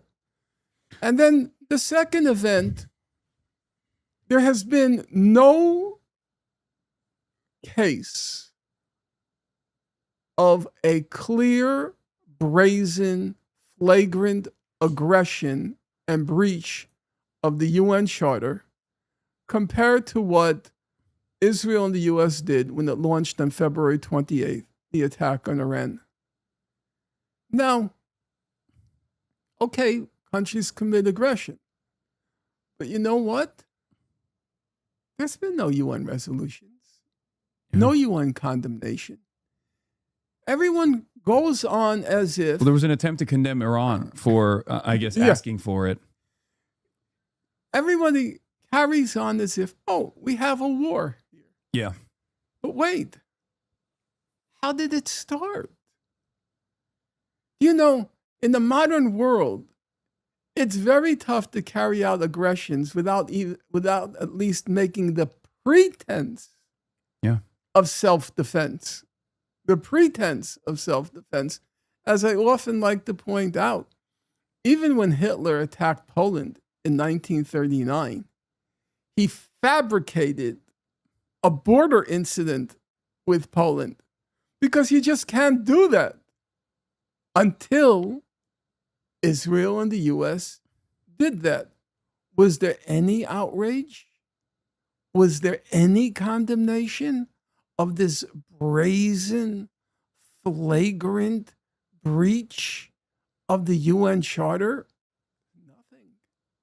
So the system, in my opinion, the international institutions are losing even a pretense of legitimacy at this point. The ICJ, the International Court of Justice, just to be fair about it, it has not been terrible. Well, I was going to ask about your opinion on the vice president of the ICJ, Julia Sebutinde. Yeah, well, I'm going to get to that. Yeah. In general, Yeah. not bad. I was surprised. When I'm wrong, I never have a problem with saying I'm wrong. I didn't think there was a snowball's chance in hell that the ICJ would find that Israel was plausibly committing genocide in Gaza. I went through the numbers. Britain, France, the US. I figured Russia won't say anything because of Ukraine. And the Chinese won't say anything because there are claims made about genocide against the Uyghurs. So I figured nobody's going to open up this can of worms. It's never going to happen. I was totally wrong. I was completely wrong. The vote was 15-2, saying Israel was plausibly committing genocide. Not a good record. The same person who said the ICC is not a court, it's a joke. He had high expectations for the ICJ. I couldn't figure for the life of me why he had them. And I will say, without revealing any more information, that he was part of the proceedings at the ICJ during the genocide case. And he was right, and I was wrong. But there are two exceptions. So let me get to those two exceptions. The president of the court, very surprising, was an American, Joan Donoghue. She went along with the majority. If you asked me to predict that, there was no way in my mind the president of the ICJ, hailing from the US, was going to say that Israel was plausibly committing genocide. But then what happened? Her term of office came to an end. And you know what she did? She went on the BBC, British Broadcasting program called Hard Talk. And you know what she did in the program? She said, we didn't find that Israel was plausibly committing genocide in Gaza. It was such a despicable, disgusting, shameful, and shameless lie. But as you can see now this pattern. The pattern is the people, when they have 3 months left in office, they suddenly say things that they didn't say for 7 years. She had left the court, but you know what? Now that her term of office was over, she needed a job. And she knew there was only one way she can get a job, which was to remove the stain of having gone along with the majority. When she was on the court, she feels the pressure. You don't want to be the only dissenting vote because it's going to make it look like you're just a lackey of the Americans, which is where she hails from, the US. But the moment she left the court and she was in search of work, she completely betrayed what the court said. She lied. And then there's the case of Judge Julia Sebutinde, who she hails from Uganda. And she does the same function, by the way. She serves the same function as Fatou Bensouda. So just for your viewers' sake, because they may get confused with all the names. Fatou Bensouda, she hailed from the Gambia. Yeah. African woman.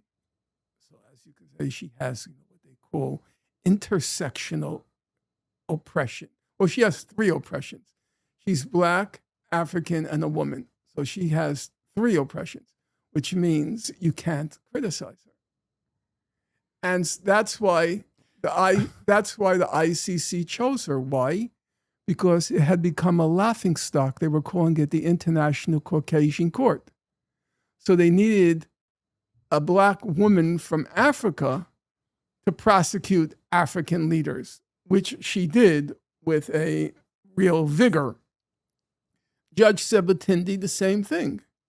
You can't criticize her because she's the first African black woman sitting on the ICJ. No, she's beyond a horror show. Well, she's also insane. Well, Like, I mean, there's no other way to put it. I mean, she You has never- talked. It was Sepatinte who I also know. recently talked about, or not recently, but talked about how it was God's given Yeah. right that You never- I believe she's an evangelical. yes. So, But you never know how much of that is conviction and how much of that is business. I'm not so sure where her evangelicalism comes from. I don't know. I admit that. I don't know. But what I do know is what she was saying in the court was completely yeah. outer space, outer limits. Now, some people will say, Can I give some details from her book here? yeah, 'Cause- I want to just mention that I devote in the book, because I'm determined she's going to get removed from the court. yeah. And I devoted 100 pages Yeah. to exposing her. I want to just say, and then you'll read, but I want to make a comment here. It's an interesting, on a human level, it's an interesting observation, I believe. So, to get back to where we were a long time ago, when his biographers were trying to make sense of Nat Turner, they said of him, Nat Turner was an extremely smart guy. Nobody disputed that. Whites, blacks, they said Nat's a very smart guy. And when one of his biographers, Stephen Oakes, he tries to make sense of why Nat Turner did what he did, he said, inside Nat Turner, there was this huge chasm between what he aspired to be as a human being and what he was destined to be in his only earthly existence. A slave. Why do I mention that? I know it sounds like, what does that have to do with Judge Sabatindi? I mention it for this reason. When I started to do the research on Judge Sabatindi, it was clear to my eye that parts of what she was saying was plagiarized. I could tell it was not her. So I went on my social media, or I asked my webmaster to go on my social media and to ask people, because I don't know anything about the web. I don't know how you do research. I don't know search engines. That stuff is alien to me. Would people volunteer to do some research for me on the plagiarism case? And a large number of people volunteered of quite impressive capacities as far as I could tell. And one person sent me 6 examples of plagiarism. One person sent to me 4 examples. One person sent to me 8 examples. And then amidst all of these emails, I get one from a person from Gaza. That's correct. A young man from Gaza. And do you know what he found? 36 pages of plagiarism. And when I read that, it reminded me of Nat Turner. All of the potential and possibility of these young people in Gaza, all squandered and wasted. The huge chasm that separated what they could be, what they could do with their lives, as in juxtaposition to having been born into, languishing in, and destined to die in this God-forsaken concentration camp. So I couldn't use his name in the book because then I knew he would never be able to come to the United States. Yeah. So I didn't want to mention it. But he came up with 35 pages of clear plagiarism by Judge Sabatindi, where she's just plagiarizing these propaganda tracts by Israeli so-called legal scholars and also just outright propagandists. Yeah. You also, I mean, some of the revelations are actually pretty insane. My community is very familiar with some of these sources, but yes, there was a lot of pro-Israel sources, but also PragerU videos and Wikipedia. And of course, my audience is very familiar with PragerU. We've covered some of the ridiculous things that they've said. So She how does that, plagiarized Wikipedia and included the hyperlink. yeah, it's pretty insane. What do you think it says about the ICJ that she hasn't been summarily removed Well, yet? because first, African woman, black African. Yes, it's true. I don't think the you can't. identity politics No, plays that it much of a does. role. It does. In it. You would be very surprised.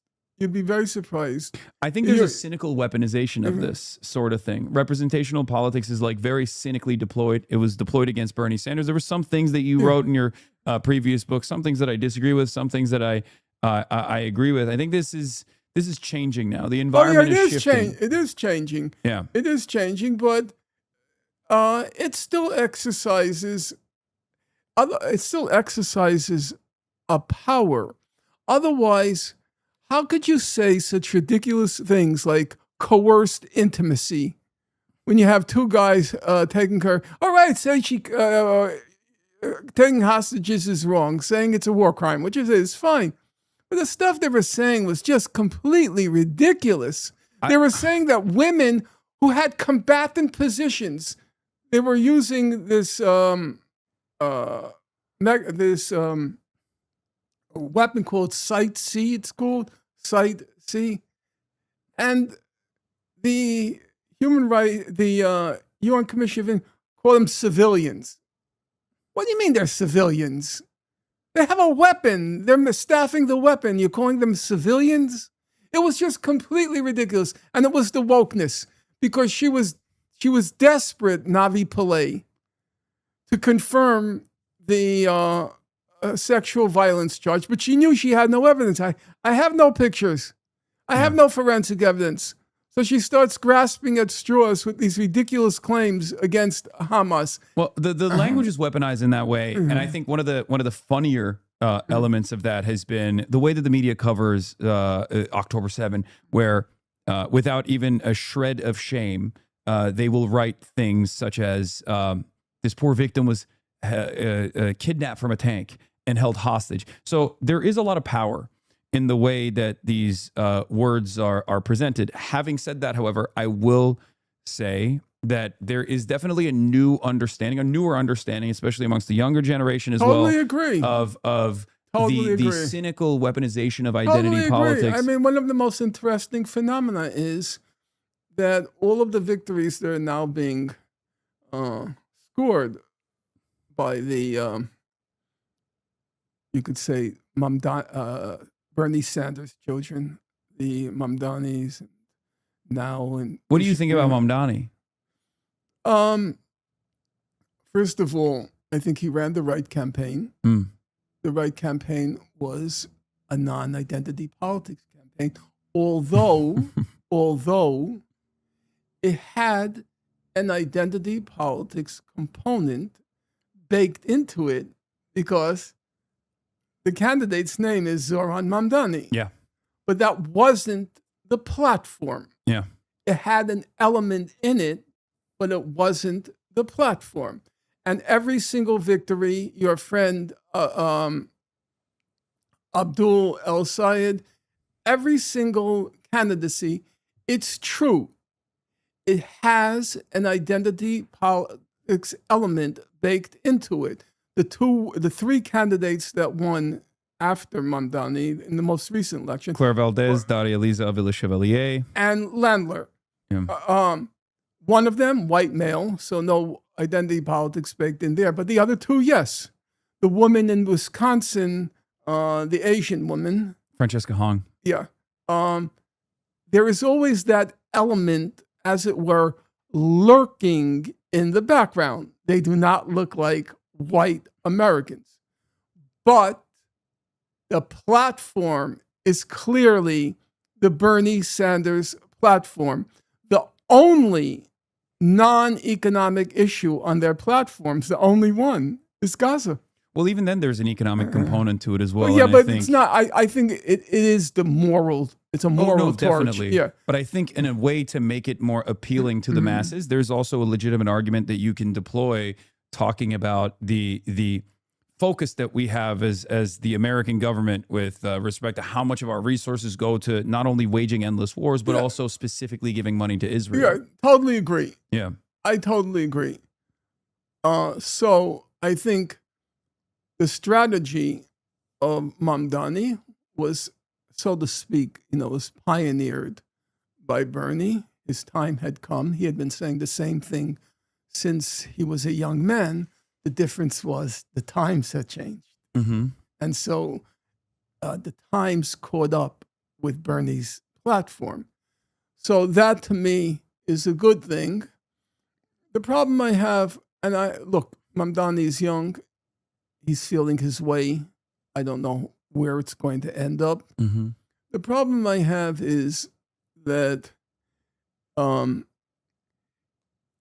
there's a constituency out there that's so desperate, so hopeless, so abject. They're ready to move. They're ready to act. They desperately need change because the system, for 80%, they've been locked out of our country, has been locked out of the system, about 80%. I don't see Mamdani trying to mobilize that constituency. He mobilizes them only at one point, when there's a primary or an election. His people come out. The people come out. I was surprised. I went to a rally for Brad Landler in Brooklyn, because I'm from Brooklyn, New York. It was basically the rally was Muslim-Jewish solidarity and support for the Palestinians. That was a very strange, for somebody from my generation, for that to be a political rally running for office. I mean, that stuff would sink your campaign. Oh, yeah. Just 3 years ago. So it was an unbelievable sight. But my thing is, how do you feel about Brad Lander?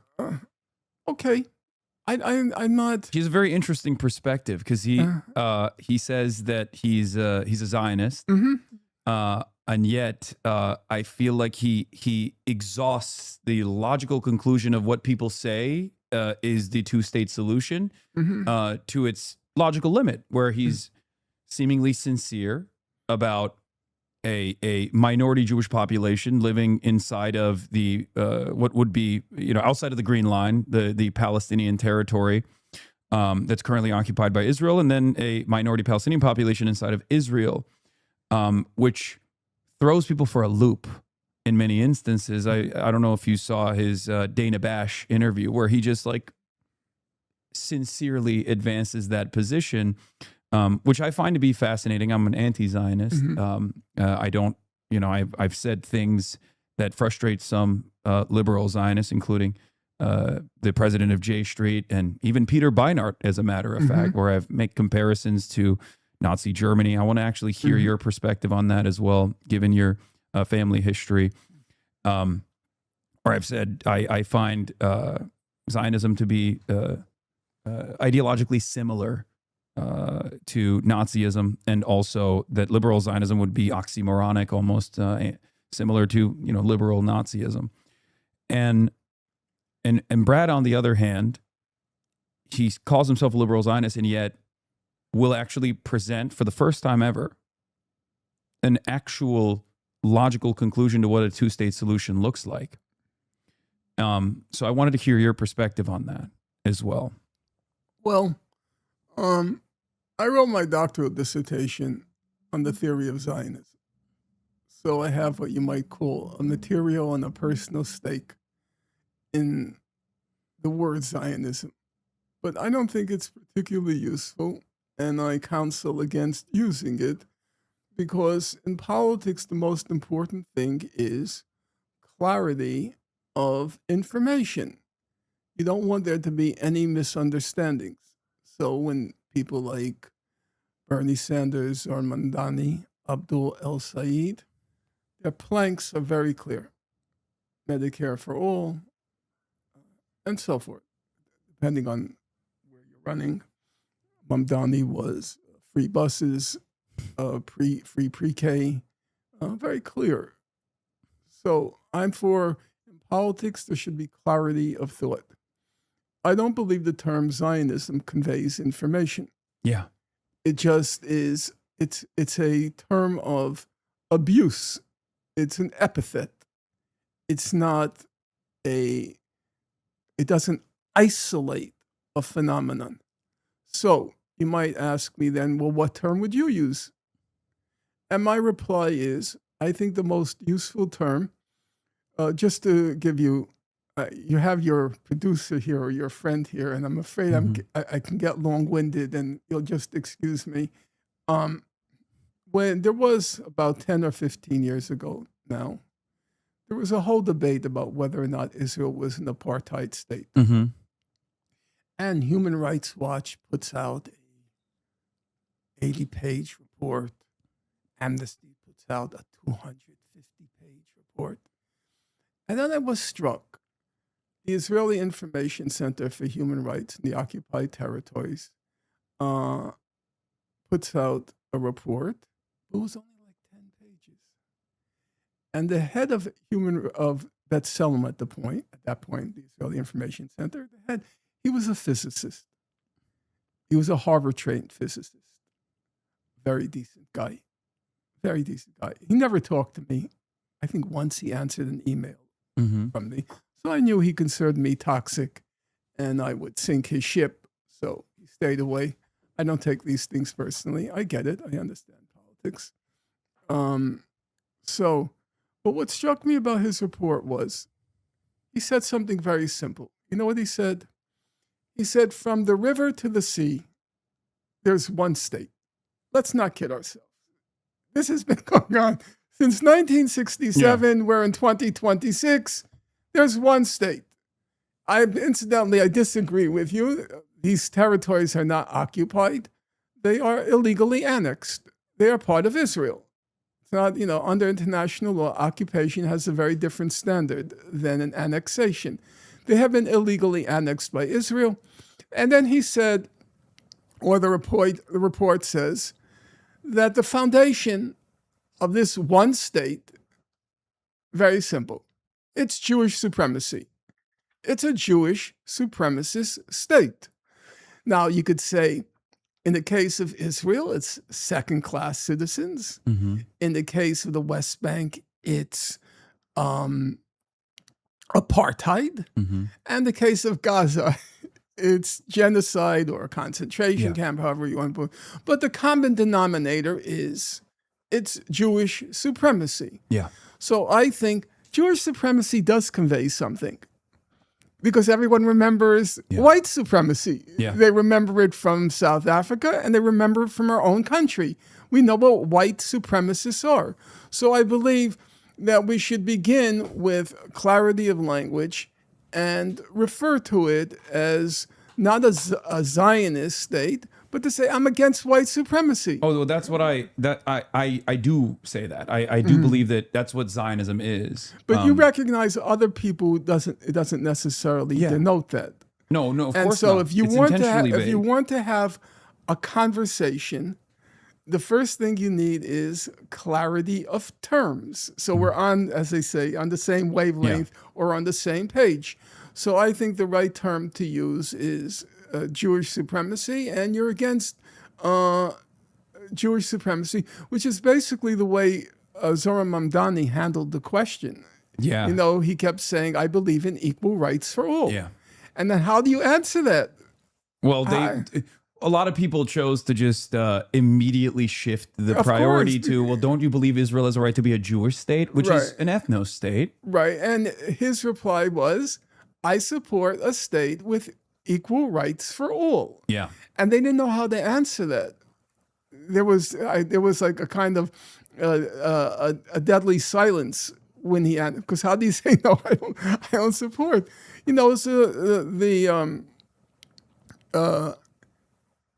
This is a digression, but it's like when you take the case of Tucker Carlson. He says that the Jews, or some Jews, he says, but the Jews, he says, they want to destroy the United States. That's what he says. They want to destroy it from within. I think he's a little bit more careful about his Right. language. But, But I do agree with you, and I do want to get to that. Okay, so but, let yeah. me tell you. So you're going to answer me, and you of course should answer me. And there are many points he raised which I haven't addressed. But he says these Jews, they want a Jewish supremacist state in Israel, but they want to let all these immigrants into the United States, liberal Jews. The great replacement. Right. Yeah. So he says they want to destroy the U.S. from within. I'm thinking to myself, why would they want to destroy the U.S. from within? They control the United States. Why would they want to destroy it? According to you, they occupy, and which they do, they disproportionately occupy the positions of in industry, in culture, in everything, okay? That counts. So why would they want to destroy it? They don't want to destroy it. What they want was, they want a Jewish supremacist state in Israel because the Jews are the majority. And they want a liberal state here because Jews are just 2% of the population. They're hypocrites. It's not that they want to destroy the U.S., but they want, as a minority, they want to preserve the rights of a minority in a multicultural society like the United States. But I also don't think that immigration is a negative thing in general, in the way that he presents it. So this is actually a really interesting point because I've heard your criticisms of some on the right. And the way that they are approaching the issue of Palestine, and some of them have even become thought leaders almost. They are the thought leaders on this issue, unfortunately. Well, I don't know if I completely agree with that assessment. If you look at the top, look, this is an area where 10,000. Look, I got a lot of people watching me too. Yes, I'm aware of that, and I believe what Chairman Mao said: no investigation, no right to speak. I don't know the specifics. People have sent me some graphs and so forth, which show the top podcasters.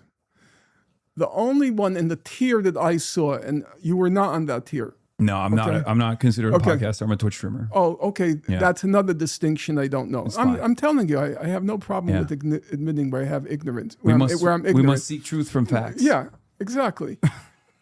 In the top tier, the only person on the what you would call the liberal end of the spectrum was Mehdi Hasan.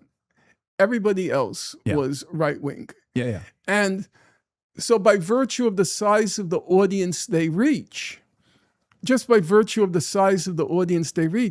they have become the voice of the Gaza. And that's a very strange phenomenon. Yeah.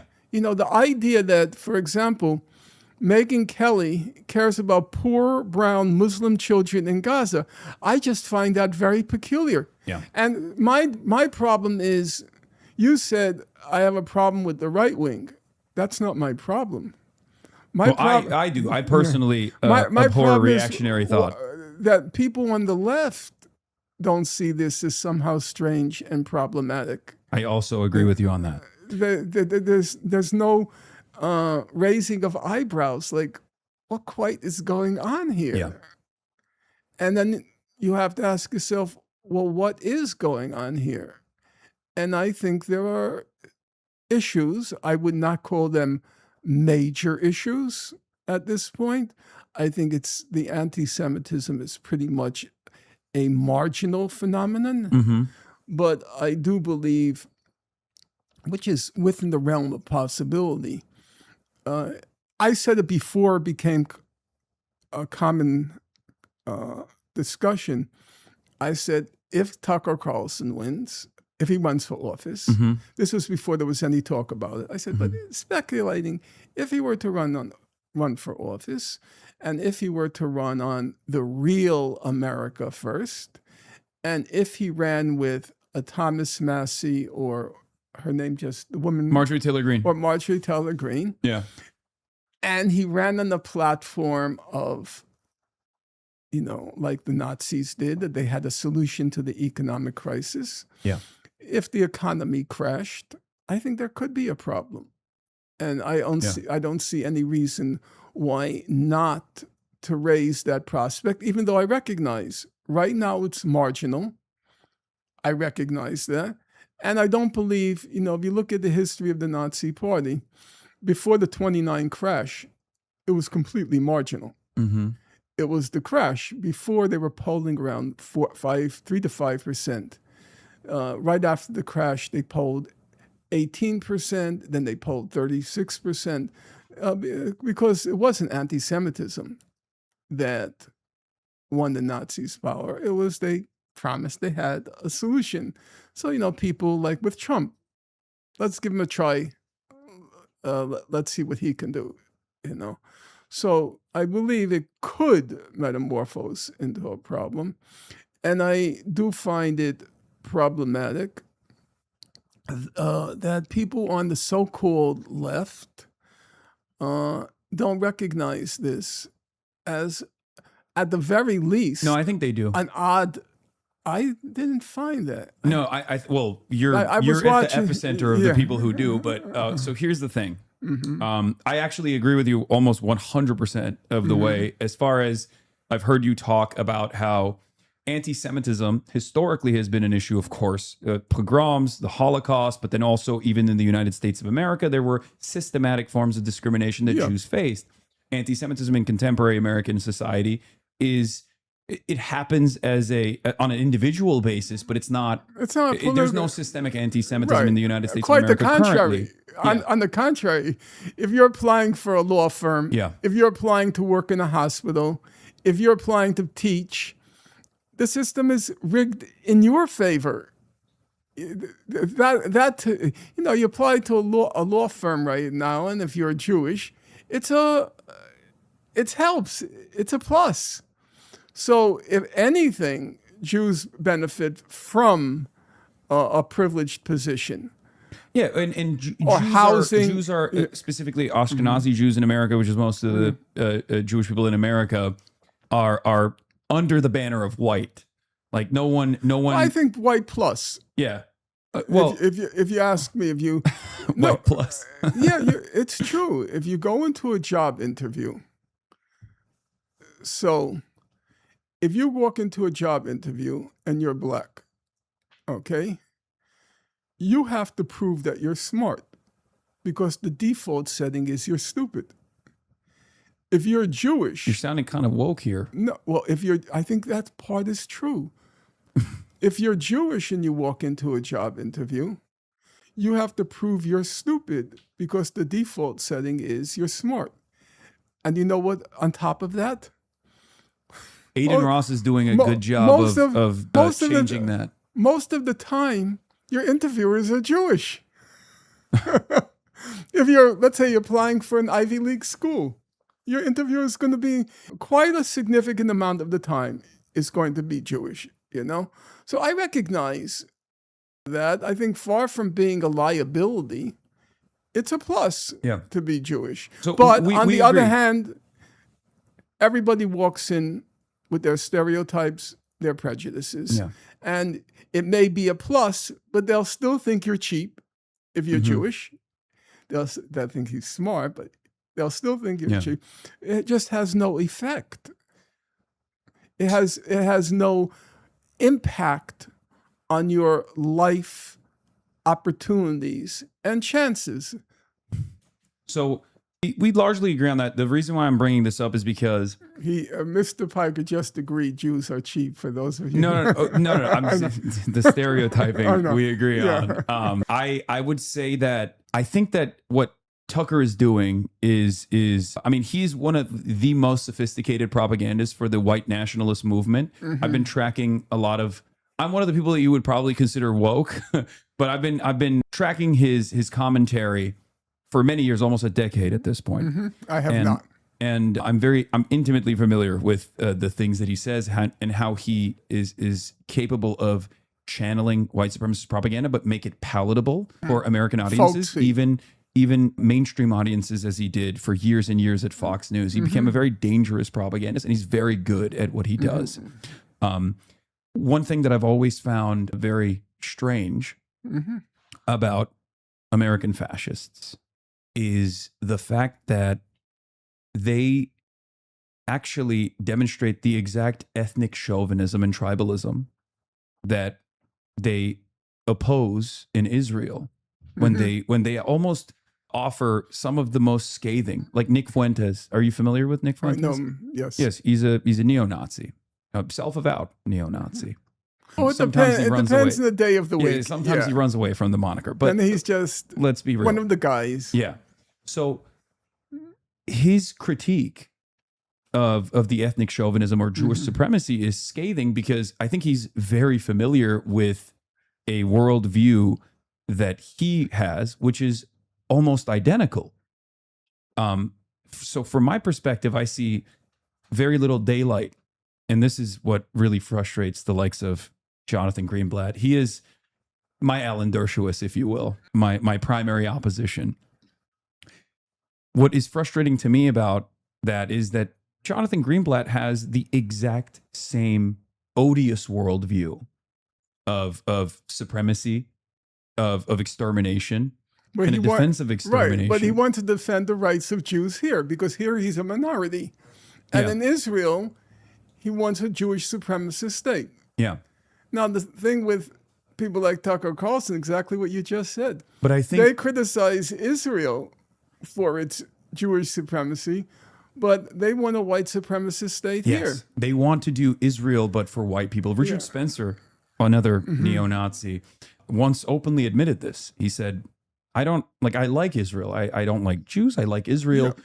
I want the American Christian whites to have an Israel here in the United States of America. So there's not a lot of daylight between their framework, which I find very odd. I get them. I get the hypocrisy. And now I'm going to say something which I'm reluctant to say because, I'm an older man and I don't like to get involved in the internet gossip and wars. It doesn't interest me. I'm a reader and you don't even have a cell phone. And I own a cell phone. I've never even used, believe it or not, I've never even used an ATM. And now I'm told ATMs are obsolete, but I never even used it when it existed. I never learned to drive. I never had a driver's license, nothing. I thought the end of the 19th century was a great time, and I tried to, as best as I can, stick to the protocols of that era. In any event, so I'm listening to Glenn Greenwald. And he says, my friend Tucker, he's such a unique person because he always admits when he makes mistakes. And why can't we have other people like my friend Tucker, who I happen to have a close relationship with? And he says, what's his example? He says, well, Tucker has now admitted he was wrong about Muslims. And he's now saying that Muslims aren't bad people, and he's wrong. I think to myself, yeah, that's one possibility. The other possibility is, since he's been busy attacking Israel and Jews, he sees a new demographic.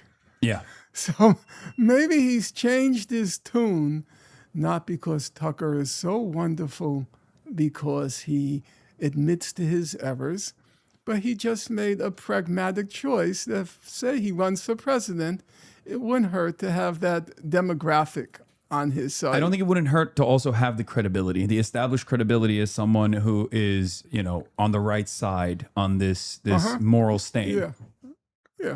Especially because for one reason or another, I think Democrats are still, at least politicians are still very reluctant to speak with clear terms, with absolute conviction on these issues. Sorry, Kai is here. I don't know how you feel about dogs. She's very friendly. I'm perplexed. Yeah, she's a little lady. She's tiny. She thinks she's tiny. Well, I'm glad she's not in the apartment above mine in my building.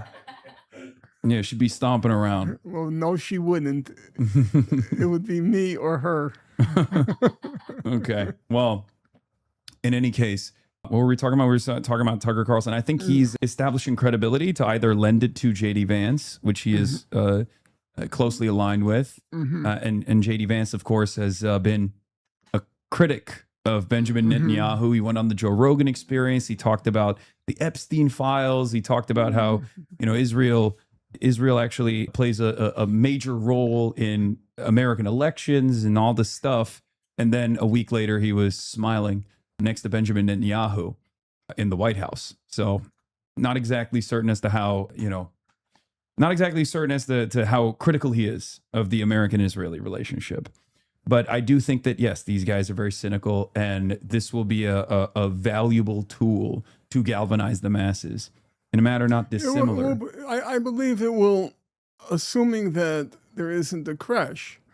But if there's not a crash, it will be a marginal. It's like what they described Hitler's anti-Semitism was an add-on. It appealed to a certain pretty marginal, but a portion of the electorate, and it helped. The problem is if there's that crash and you're looking for a scapegoat, and I have said it many times, and I'm not afraid to say that, I believe the Jews brought it on themselves. They carried on in just a completely irresponsible, reckless, racist, bigoted, supremacist way, and it's caused a lot of animus to rise to the surface. The association with Judaism and Israel. I think it was just this kind of completely reckless arrogance. The fact of the matter is, these Jewish billionaire supremacists, they destroyed academic freedom in our universities and colleges beginning in the spring of 2024. That's just a fact. One of the ironies of the current moment is what are supposedly the bastions of freedom of speech in our country, which are the universities, this complete reign of terror. What happened was they weren't able to maintain that reign of terror in our electoral arena. So things that you can't say on a college campus, you can't say on a university campus, you can't say in an election. They were unable, they tried with money to outspend. I guess the figure I read now, Abdel El-Sayed, the last number. $54 million, specifically APAC has spent, APAC and APAC subsidiaries. But he said the ratio was 12-1, I believe. It's even higher in certain areas, Okay. So they tried to outspend, but they were not able to silence the campaigns, the various primary campaigns, which are very harsh on Israel. They were not silenced. In the case of the universities, they threatened to withhold alumni contributions unless the encampments were crushed and all criticism of Israel was crushed. In that case, the money weapon worked. You couldn't say a word. It turns out that our electoral system is less vulnerable to financial blackmail than our universities. Our universities, they shut down all discussion. They were not able to do it. They weren't able to do it. Vote. What? At the end of the day, you still vote. And I think the level of enmity towards Israel is too powerful a force. Say that again? I think the level of enmity towards Israel, especially in relation to its impact on American politics, is far too powerful of a force that as long as we still go out and cast a vote. Except that there was a lot of enmity on the college campuses also. Yeah. But the financial blackmail of the Jewish billionaire supremacists, it worked. It did not work in the electoral arena. I would also Don't you want think to there's add, also a financial component there, though? There was a financial. Not just direct alumni donations. I'm talking about the entanglements that maybe even a campus like Columbia has directly with Israeli real estate developers, for example. That is, like they have a campus in Israel. What you're saying is obviously true. I, however, believe we have to disaggregate that wasn't the real issue that came up. The divestment, the BDS, Yeah. it wasn't the main issue. For the Jewish billionaire supremacist class, the issue was those encampments had captured public attention, and it wouldn't go away. Yeah. You remember, they just kept spreading and spreading and spreading, and then they were spreading in Europe and elsewhere. Yeah. So they wanted to stop that because it was a problem for Israel. It meant if they were spreading, then talk about Gaza was not disappearing. It was growing. So that I think was the issue.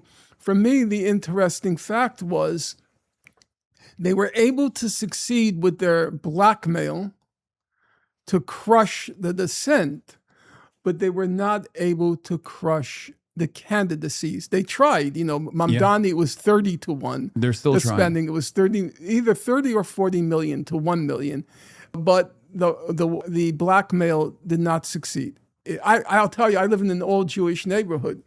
And I remember when the Mamdani primary, I had, believe it or not, 11, 12, 13 circulars stuffed in my mailbox saying Mamdani's a terrorist, Mamdani is this, Mamdani is that. Him, I got one piece of literature, and it was after the primary was over, So they tried, but they were unable to crush the open dissent in the electorate. And by the way, it wasn't just the universities. I have friends, doctors, nurses, terrified to say anything in their social media about not having nothing to do with the hospital. I mean, the early days in 2023, there were very high profile firings that took place, and it was almost this shameless endeavor. You had doxing trucks on college campuses that were plastering student faces. It was only, by the way, it was not only on college campuses. You know what they did at Harvard? They rented the trucks to go into the neighborhoods of their parents. Oh, I didn't know that. The students' parents. 300. It's one of the most insane things that I had to say to myself, I've never seen anything like it. I had to say to myself, my parents didn't disagree with my politics. The apple didn't fall far from the trees. But if one of those trucks came in front of their house, my parents would have killed me. They would have killed me. Yeah. So they were really so ruthless. And that brings us back to, we're now full circle. A lot of the resentment towards Jews, it has a rational foundation. It leans into the pre-existing tropes that harken back to an era where there were a lot of falsehoods. It's the same concept as blood libel, which is a real instance of anti-Semitism, blaming Jews for poisoning the well. Israel targets children in Gaza. But then, yes, attributing that to something that we can visualize, something that we can see with our own two eyes, like Israel killing children in Gaza, is unbelievably harmful if you care about combating anti-Semitism. And it's not only harmful to combating anti-Semitism. See, the problem, in my view, is any definition you come across of anti-Semitism, if you were to open up a Webster's, if you were to open up an Oxford English Dictionary and OED definition, they always insert the word irrational, an irrational hatred of Jews, an irrational belief that Jews are this, the Jews are that. Here's the problem. What if a lot of the resentment is rational? What if a state calling itself the state of the Jewish people, what if your resentment at the genocide it's perpetrating, what if it's rational? What if Jews are carrying on in a flagrant, brazen fashion to suppress our right to freedom of speech and using their considerable financial power to do so? If you resent Jews for that, is it anti-Semitism? But it's rational. It's rational to resent people using their financial wealth to crush dissent, to threaten students with suspension, to threaten them with expulsion, in some cases to threaten them with deportation. In some cases, the students are being absconded with and sent into places God only knows where. When those things were happening, did Bill Ackman say anything? Did he denounce it? Did he say it was wrong what was done to Muhammad Khalil? No, he did not. So, or when Sheryl Sandberg abets the genocide by coming out with this fake film about Hamas rape called Screams Without Silence. If you resent the power that Jews use, is it anti-Semitism? I can't see that it is, because of the problem that every definition incorporates some notion that it's irrational. There's nothing irrational about that resentment. And that's, you say it's harder to fight anti-Semitism. I think the problem is even bigger. The problem is it even anti-Semitism? When an ethnic group uses its financial and its political clout in order to further a Jewish supremacist agenda, is that anti-Semitism? I don't think it is. So here's where you and I differ on this issue. I am reminded, and I used to use this all the time, of the March 1919 speech that Lenin delivered on anti-Semitic pogroms. And I think this is something that you will agree with me on as well, which is that the socialist, communist, Marxist interpretation revolves around class struggle, and that the obvious scapegoat, the scapegoating of any kind of ethnic minority, in this circumstance being Jews, is a very commonly deployed trope, a commonly deployed tactic, and that no group of people are monolithic. And I think you also agree with me on that as well. And that my understanding always has been, or the way that I talk about these issues always is revolved around the notion that if organized Jewry was this monolithic force, in the way that many Jewish Zionist Americans in key positions of power try to present it as, utilizing the vague interpretation of Zionism, or even saying Israel's a Jewish state, Israel has to remain a Jewish state, Israel has demographic concerns. Why should we care about that? We don't care about that with any other country. As a matter of fact, when Nick Fuentes says we have demographic concerns, or when Tucker Carlson says we have demographic concerns here in America, we understand that as white supremacy. We understand that as white nationalism, and we find it abhorrent. Totally agree. So why is there this distinction? The way I approach this issue is, if there was this monolithic understanding, there would not be such a gigantic generational divide, and there wouldn't be billions of dollars invested in ensuring that young American Jews, young Jews in Europe, are indoctrinated into this false understanding, this false notion listen, that, you know. Hasan, Mr. Piker. Of course, what you're saying is true. Yeah. I have a credo. It's my own little credo. Never quarrel with facts. What you're saying is true. Okay? And we have to start with that. Yeah. The problem is this. If there's a significant number of people carrying on in this way, is it really irrational? And as I said, a part of a core... Well, that part I don't disagree with you core on. definition of anti-Semitism that's supposed to be irrational. Is it really irrational if people make a leap and say, the way Jews are carrying on is completely outrageous? Does that really shock the conscience when people reach that conclusion? Israel calls itself the state of the Jewish people. So is it so shocking if people conclude that when Israel carries on this way, it's acting... And its defenders say that they're doing this at the behest of Judaism. At the behest of the Jewish people? Is that such a shocking conclusion? Yeah. No, I don't think so. And I don't really, at some level, I don't really quarrel with people who reach the wrong conclusion. I'm going to say, okay, my parents passed through the Nazi Holocaust. They lost on both sides of both sides, my mother and father, lost every single member. To their dying day, they hated every German. Every German, okay? Did I like that? Not really. Did they ever quarrel with them about it? Never. Did they ever argue with them about that? Never. I understood from their experience. I remember I once asked my mother the question. I was curious. I said, did you ever meet a German during the extermination who showed some sympathy? She thought very hard. She thought very hard. And then she said, I remember once a German soldier, he had a look on his face of feeling a little guilty. She said, I remember one.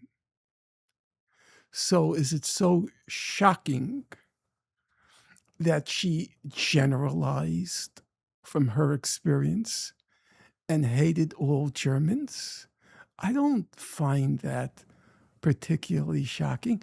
And given what she endured, there was no way on God's earth that I would dare to quarrel with that experience. Did I think it was wrong? Yes.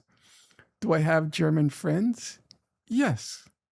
But would I argue? No. And in the same way, will I argue with a Palestinian or a Gazan who hates all Jews? Never. I would never argue with it. That's their experience. I will now not, which is totally out of character for me, I will not talk to an Israeli. You crossed the red line. You've gone too far. I've read too many human rights reports.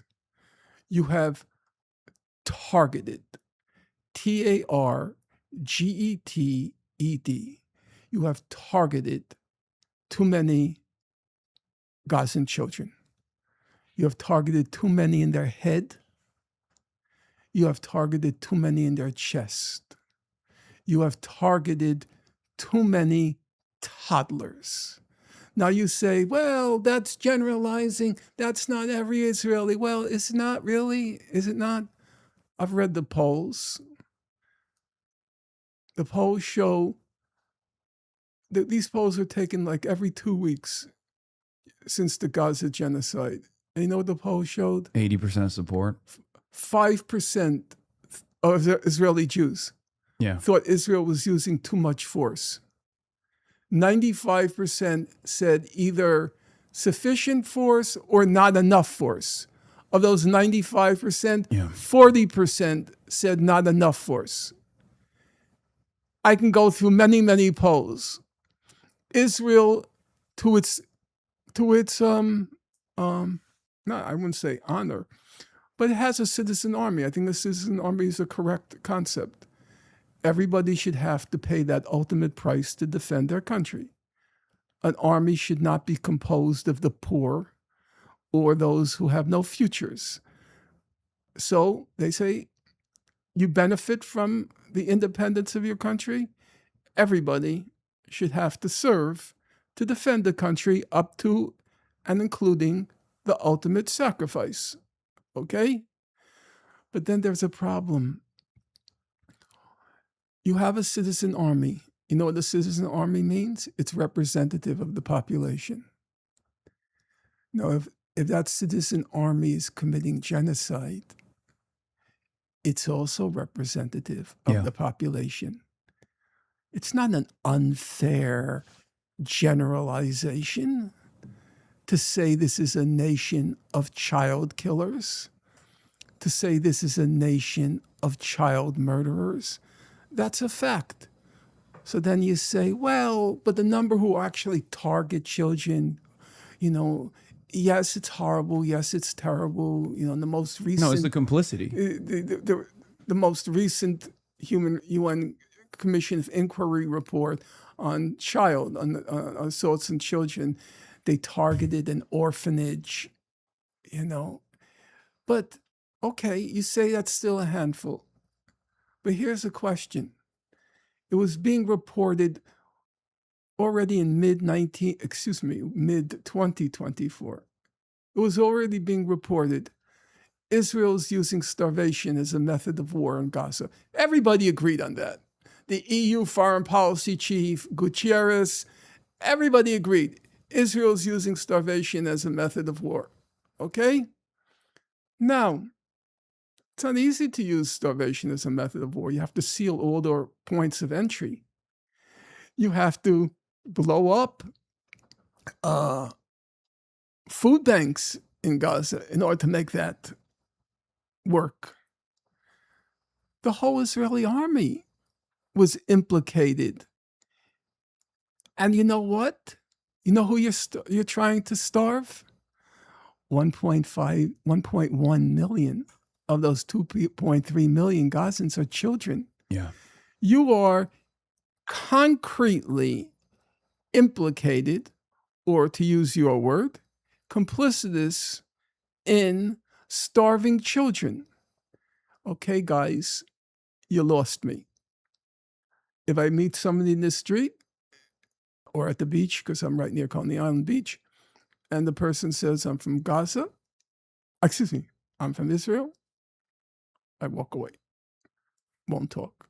You lost me. So to get back to your original question, I'm a little bit too woke for this, and only because it's interesting. I had a very similar, well, not on this issue, but I'm not proud of, I'm not happy with what I'm saying. On the other hand, I think a line has been crossed. Because I said to you earlier, there are things that I agree with what you said. I'm just saying that I have a more optimistic perspective in terms of changing people's minds. Right. I said to you earlier, there are a couple of misconceptions about Gaza. And I said, one of them is it's a war. And I said, there was a second and I said, my mind slipped, but I know it'll come back to me. The second misconception is, as you know, even people like Bernie Sanders, who I like, just like I like Brad Landler, I don't have the litmus test sort of thing. Are you a Zionist? Are you now, or have you ever been a Zionist? I'm not too caught up on the litmus tests. I want to see a general picture. And in general, Bernie was horrible the first month, horrible the second month, but then he turned around, whether it was public, whether it was because he saw public opinion. He wasn't bad afterwards, except for one thing, which is I'm going to get to now, and which will probably is why you're expressing reservations. And that was the question of who's the problem. Benjamin Netanyahu. And it's not Netanyahu. No, it's not. I know. I'm just. Yes, I understand. And we're on the same wavelength. It's not Netanyahu. As I've said over and over again, the problem is not the Israeli state. The problem is the Israeli society. Those folks have gone mad. They are psychotic in their relish at the death and destruction in Gaza. The problem is Israeli society. So you may say you're woke, so you're against these generalizations. No. I believe Israel I believe that you can still change someone's mind. Israel calls itself the state of the Jewish people. And the problem is the Jewish people of Israel are mad. The kinds of relish they express at the death and destruction in Gaza. To me, I have to tell you, and I've said this, and maybe it's an idiosyncrasy of mine. There was a great historian once. His name was Arnold Toynbee, okay? And he once wrote this history of humanity. I guess he got through like 15 volumes, and then he passed. And when he came to discuss Israel and Zionism, he said that the Zionists have created a new Jewish psychophysical type. The Israeli Jews, they're not Jews. I know that will come as kind of paradoxical. No, But they're not I Jews. understand what you're When saying. I was growing up, you know what a Jew was? A Jew was somebody who was smart, read a lot, was creative, culturally creative, and physically kind of feeble. There were a few Jewish sports heroes like Hank Greenberg. Again, the names will come back Adam to me. Friedland. No, no. A few, but in general, Jews were seen as being kind of scrawny, physically feeble. And so you think of a Jew, Franz Kafka, with the big ears, the high forehead. The classic one of my generation was, of course, Woody Allen. He was nerdy, very creative, he played an instrument, he acted, he was a writer, a comedian, a director. That was a Jew for us. The Israeli type is totally alien to what it was in my generation to be a Jew. So I don't even consider, if Israel called itself, believe me, if you want to solve the problem of anti-Semitism in the world, 95, not the full part, because Jews do exercise disproportionate power, wealth, and so forth, and that will always be a problem for Jews. But 95% of the problem would be eliminated if Israel just called itself the state of the Nazi people. It'll be over. Just drop the Jewish part. And a large part I don't disagree with you. That's why my criticism is entirely around the identity on Zionism, which is why I talk about the distinction, regardless of how people perceive it. There is, there's very stubborn. There's a very stubborn retort towards that to say, no, Zionism means something different to me. And this attitude, I think, is carried by a lot of American Jews. But I don't care very much what it means to you. You can. No, I'm not saying it means to me. Right, but saying, they can say whatever it means to them. I just want you to take a stand on one question. Do you believe that Jews should have superior rights to non-Jews in the state of Israel, for that matter, anywhere else? And then you say Zionism is the national liberation movement of the Jewish people. Fine. I don't really agree with that, but if that's what you believe, that's fine. For me, that's an ideological question. It's not a political question. You can believe whatever you want. But on the practical political question, do you think there should be a state which privileges one ethnic group over another?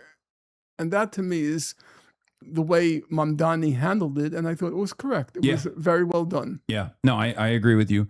Let's see. So I wanted to talk to you, and thank you. This has been 3 hours now that we've been talking. I know you brought up, I think you said you had a conversation with Candace Owens for 2 hours and 45 minutes. Okay, well, we passed that point. Candace Owens, I'll tell you one thing I was impressed by. You were impressed by Candace Owens? She has absolutely limitless energy. Okay. Do you know, when we got off the interview, she was still after me about Freud and what a pervert he was, and how a child molester. So I was very impressed by her reserves of sheer physical energy. Yeah.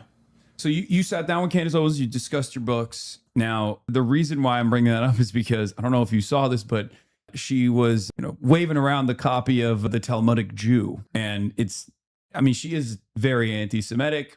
And what's actually kind of ironic about this, maybe you'll appreciate the irony here, is that Candace Owens, as well as Nick Fuentes, actually got a lot of their early notes, and Candace Owens' career is entirely Candace Owens' career is entirely concocted by David Horowitz and then later Ben Shapiro, two very conservative Jewish Americans. David Horowitz, former Trotskyist, turned Islamophobe neocon, and Ben Shapiro is also obviously very pro-Israel. And what I've always found interesting is that Candace Owens was anti-Semitic before she got hired at the Daily Wire. And that wasn't a problem for Ben. But she only got fired from the Daily Wire because she was anti-Semitic and had become anti-Israel. this obviously feeds into the growing American anti-Semitic movement, one that goes from the, I guess, nascent anti-Semitism, stereotyping of Jews.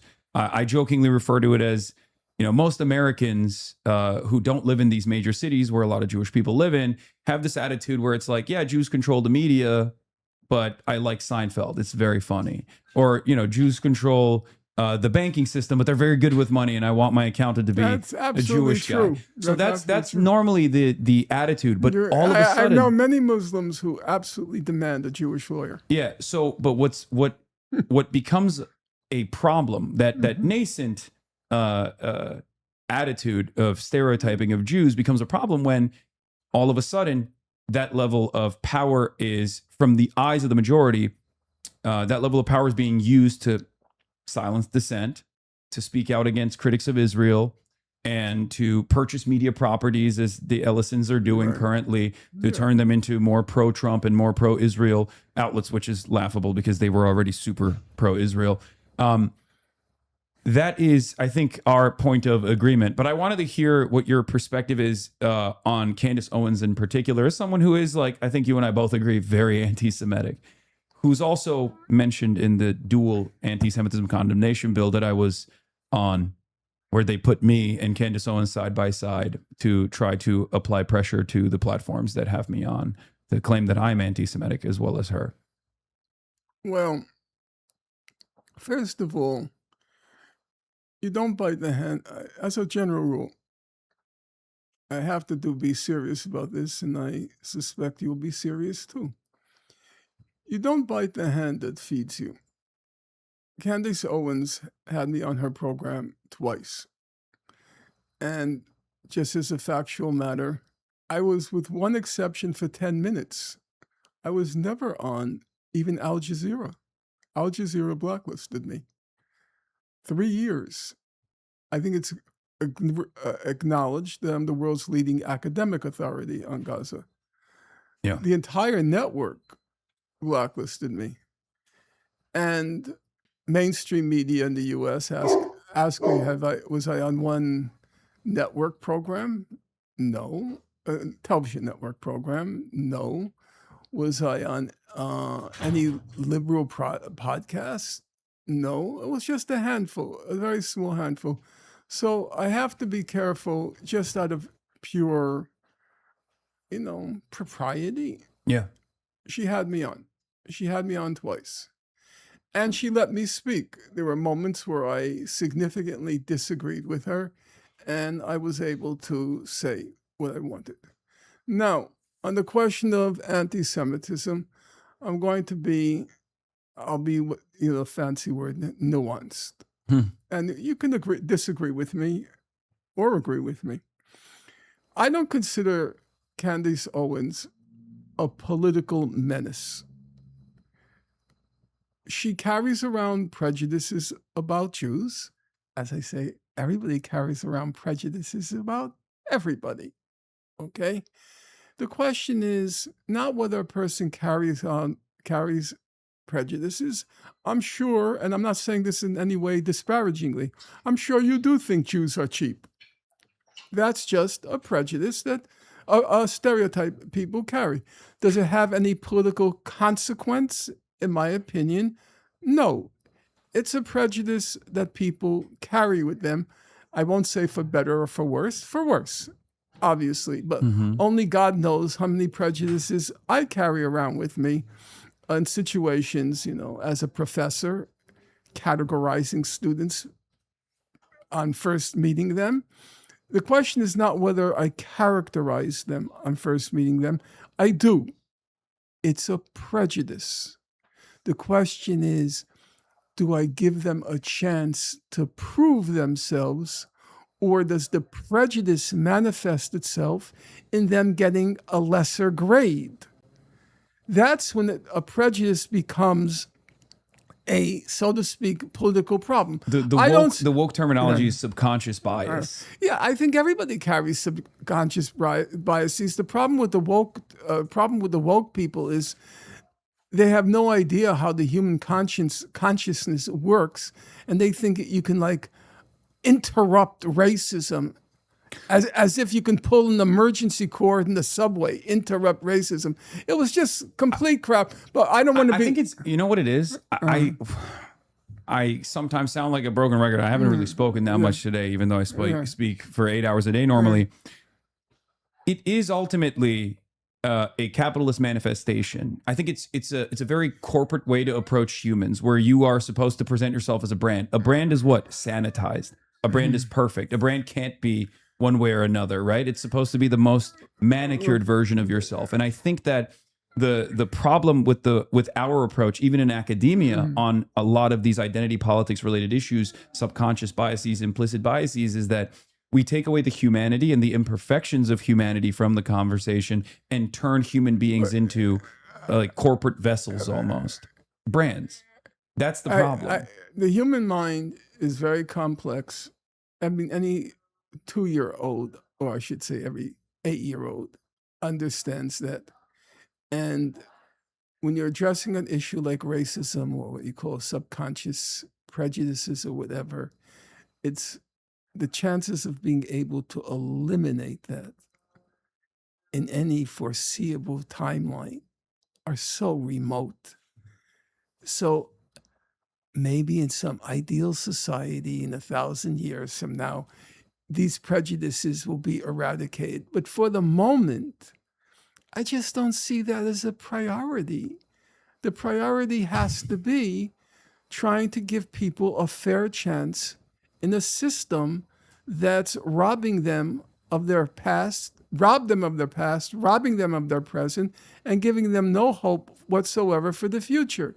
And so that's why I believe that Bernie Sanders and his progeny, they are correct in what they're focusing on. Well, I guess I do that with Bernie. Jobs. In some respects, with his opinion on Israel, where I think that this is something that I've tried to describe. Before we do that, I'm happy to engage, but for the moment, I have to get back to the Candace Owens question. Yeah, Candace Owens. Because I want to clarify my opinion. I think that politically, she's pretty much innocuous. She's not seen as a political figure or aspiring to political office. She's kind of a figure, you might say, like Oprah. Oprah appealed to white women, as does apparently Candace Owens, obviously coming from different directions. But I would say politically pretty innocuous. I don't believe that with the case of Tucker Carlson. I think there's a potential political problem there. I think it goes beyond immediately having an impact in politics or running for office. I think even with Candace Owens, there's definitely a significant component there because she commands the influence and attention of large swaths of the population.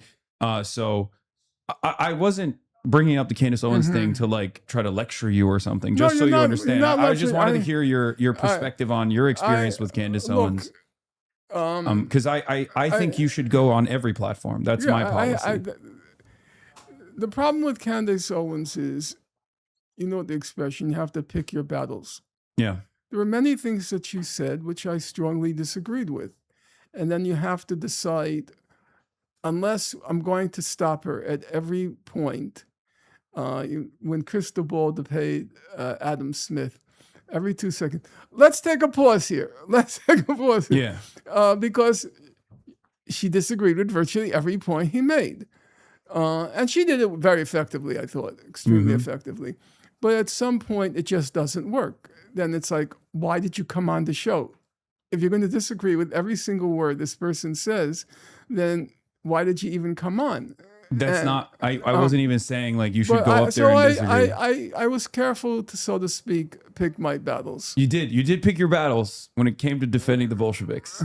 When she said that the Bolsheviks were exhibiting an anti-Christian bias. Right. They killed 60 million Christians and then they pretended to be Holocaust survivors. I like that was the line in the sand that you drew for Candace. Because then people would say that Normanism principle, that for his entire life, he has identified himself with a certain historic tradition, and now that tradition is being dragged through the mud, and he just sits there nodding.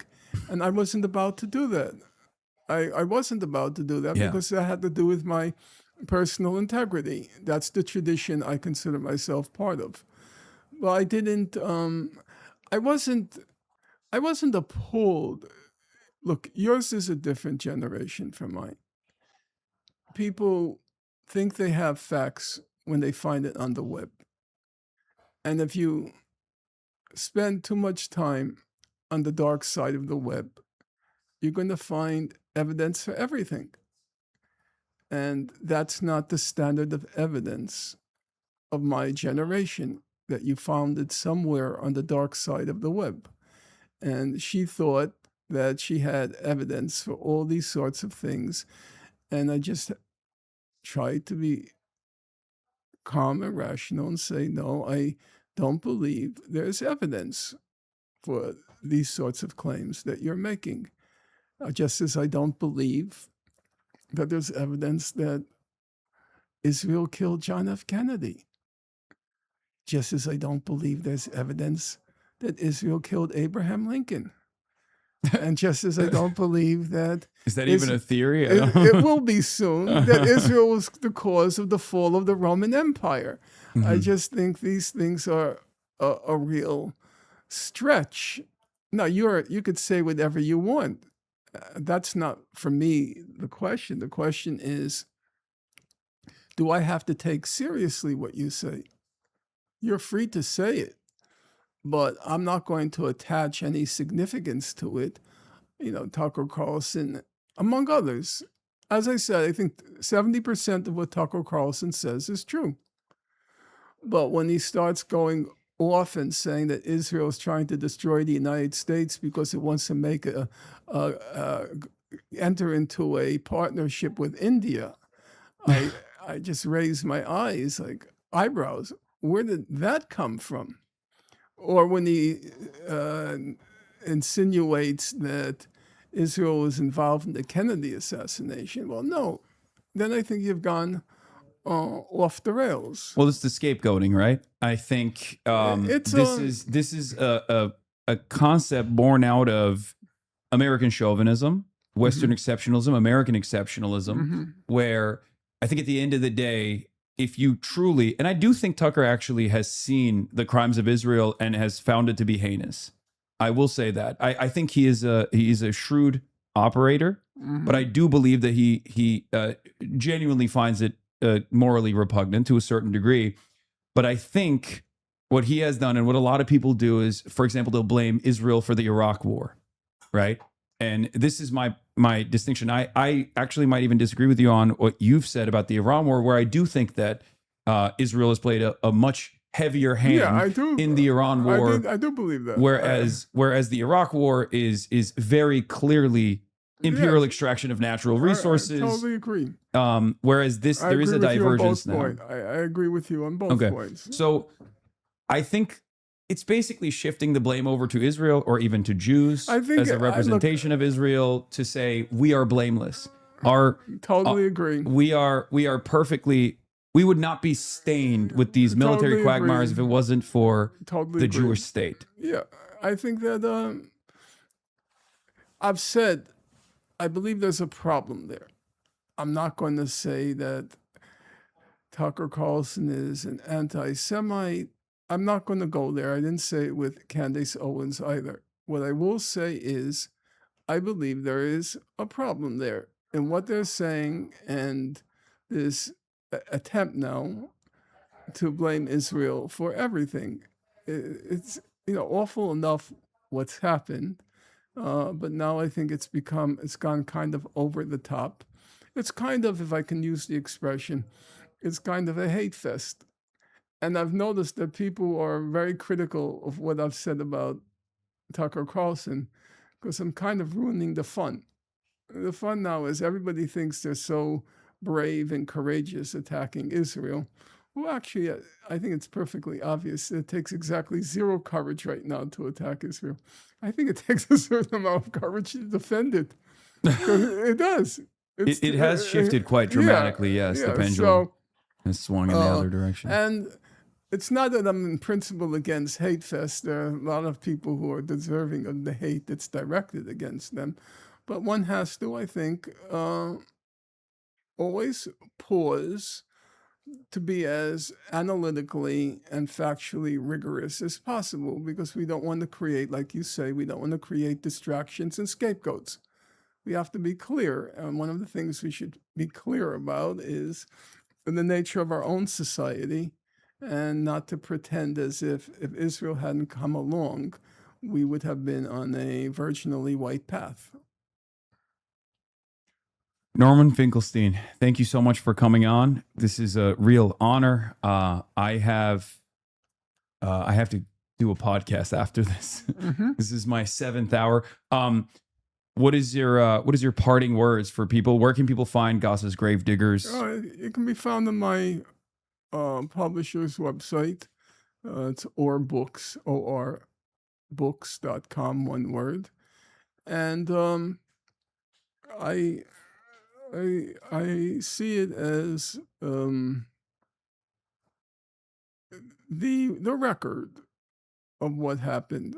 I'm trying now to combine Gaza and Inquest into its martyrdom with this, Gaza's Gravediggers, an inquiry into corruption in high places. And I want to make it a 2-volume set called The Black Books on Gaza, the truth about what happened.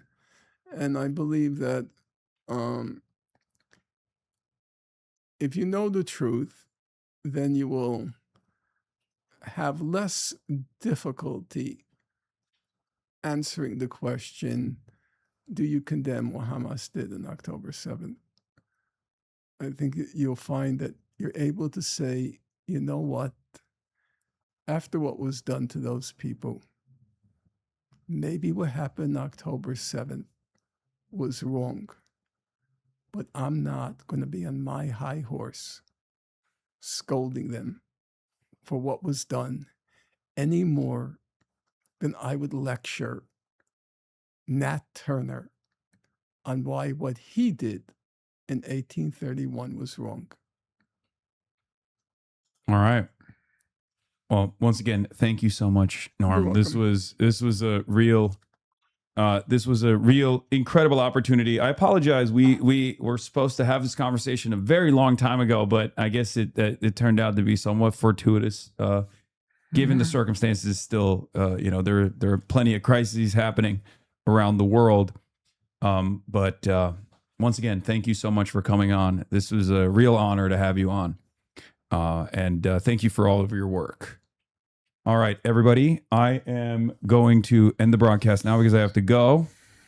And I will see you tomorrow from Michigan. I will be in Michigan tomorrow. I'm going out there for Abdul Al-Sayed. I'll tell you off camera, I had some friends communicate to him. This is off camera, right? No, it's not. Not off camera. No, not yet. No. I'm doing the outro right now. No. Wait, hold on. Not yet. Okay. Oh, no. Okay. All right. Hold on 1 second. Okay. I'm glad I asked that question. Yeah, almost spilled the secrets. Mm-hmm.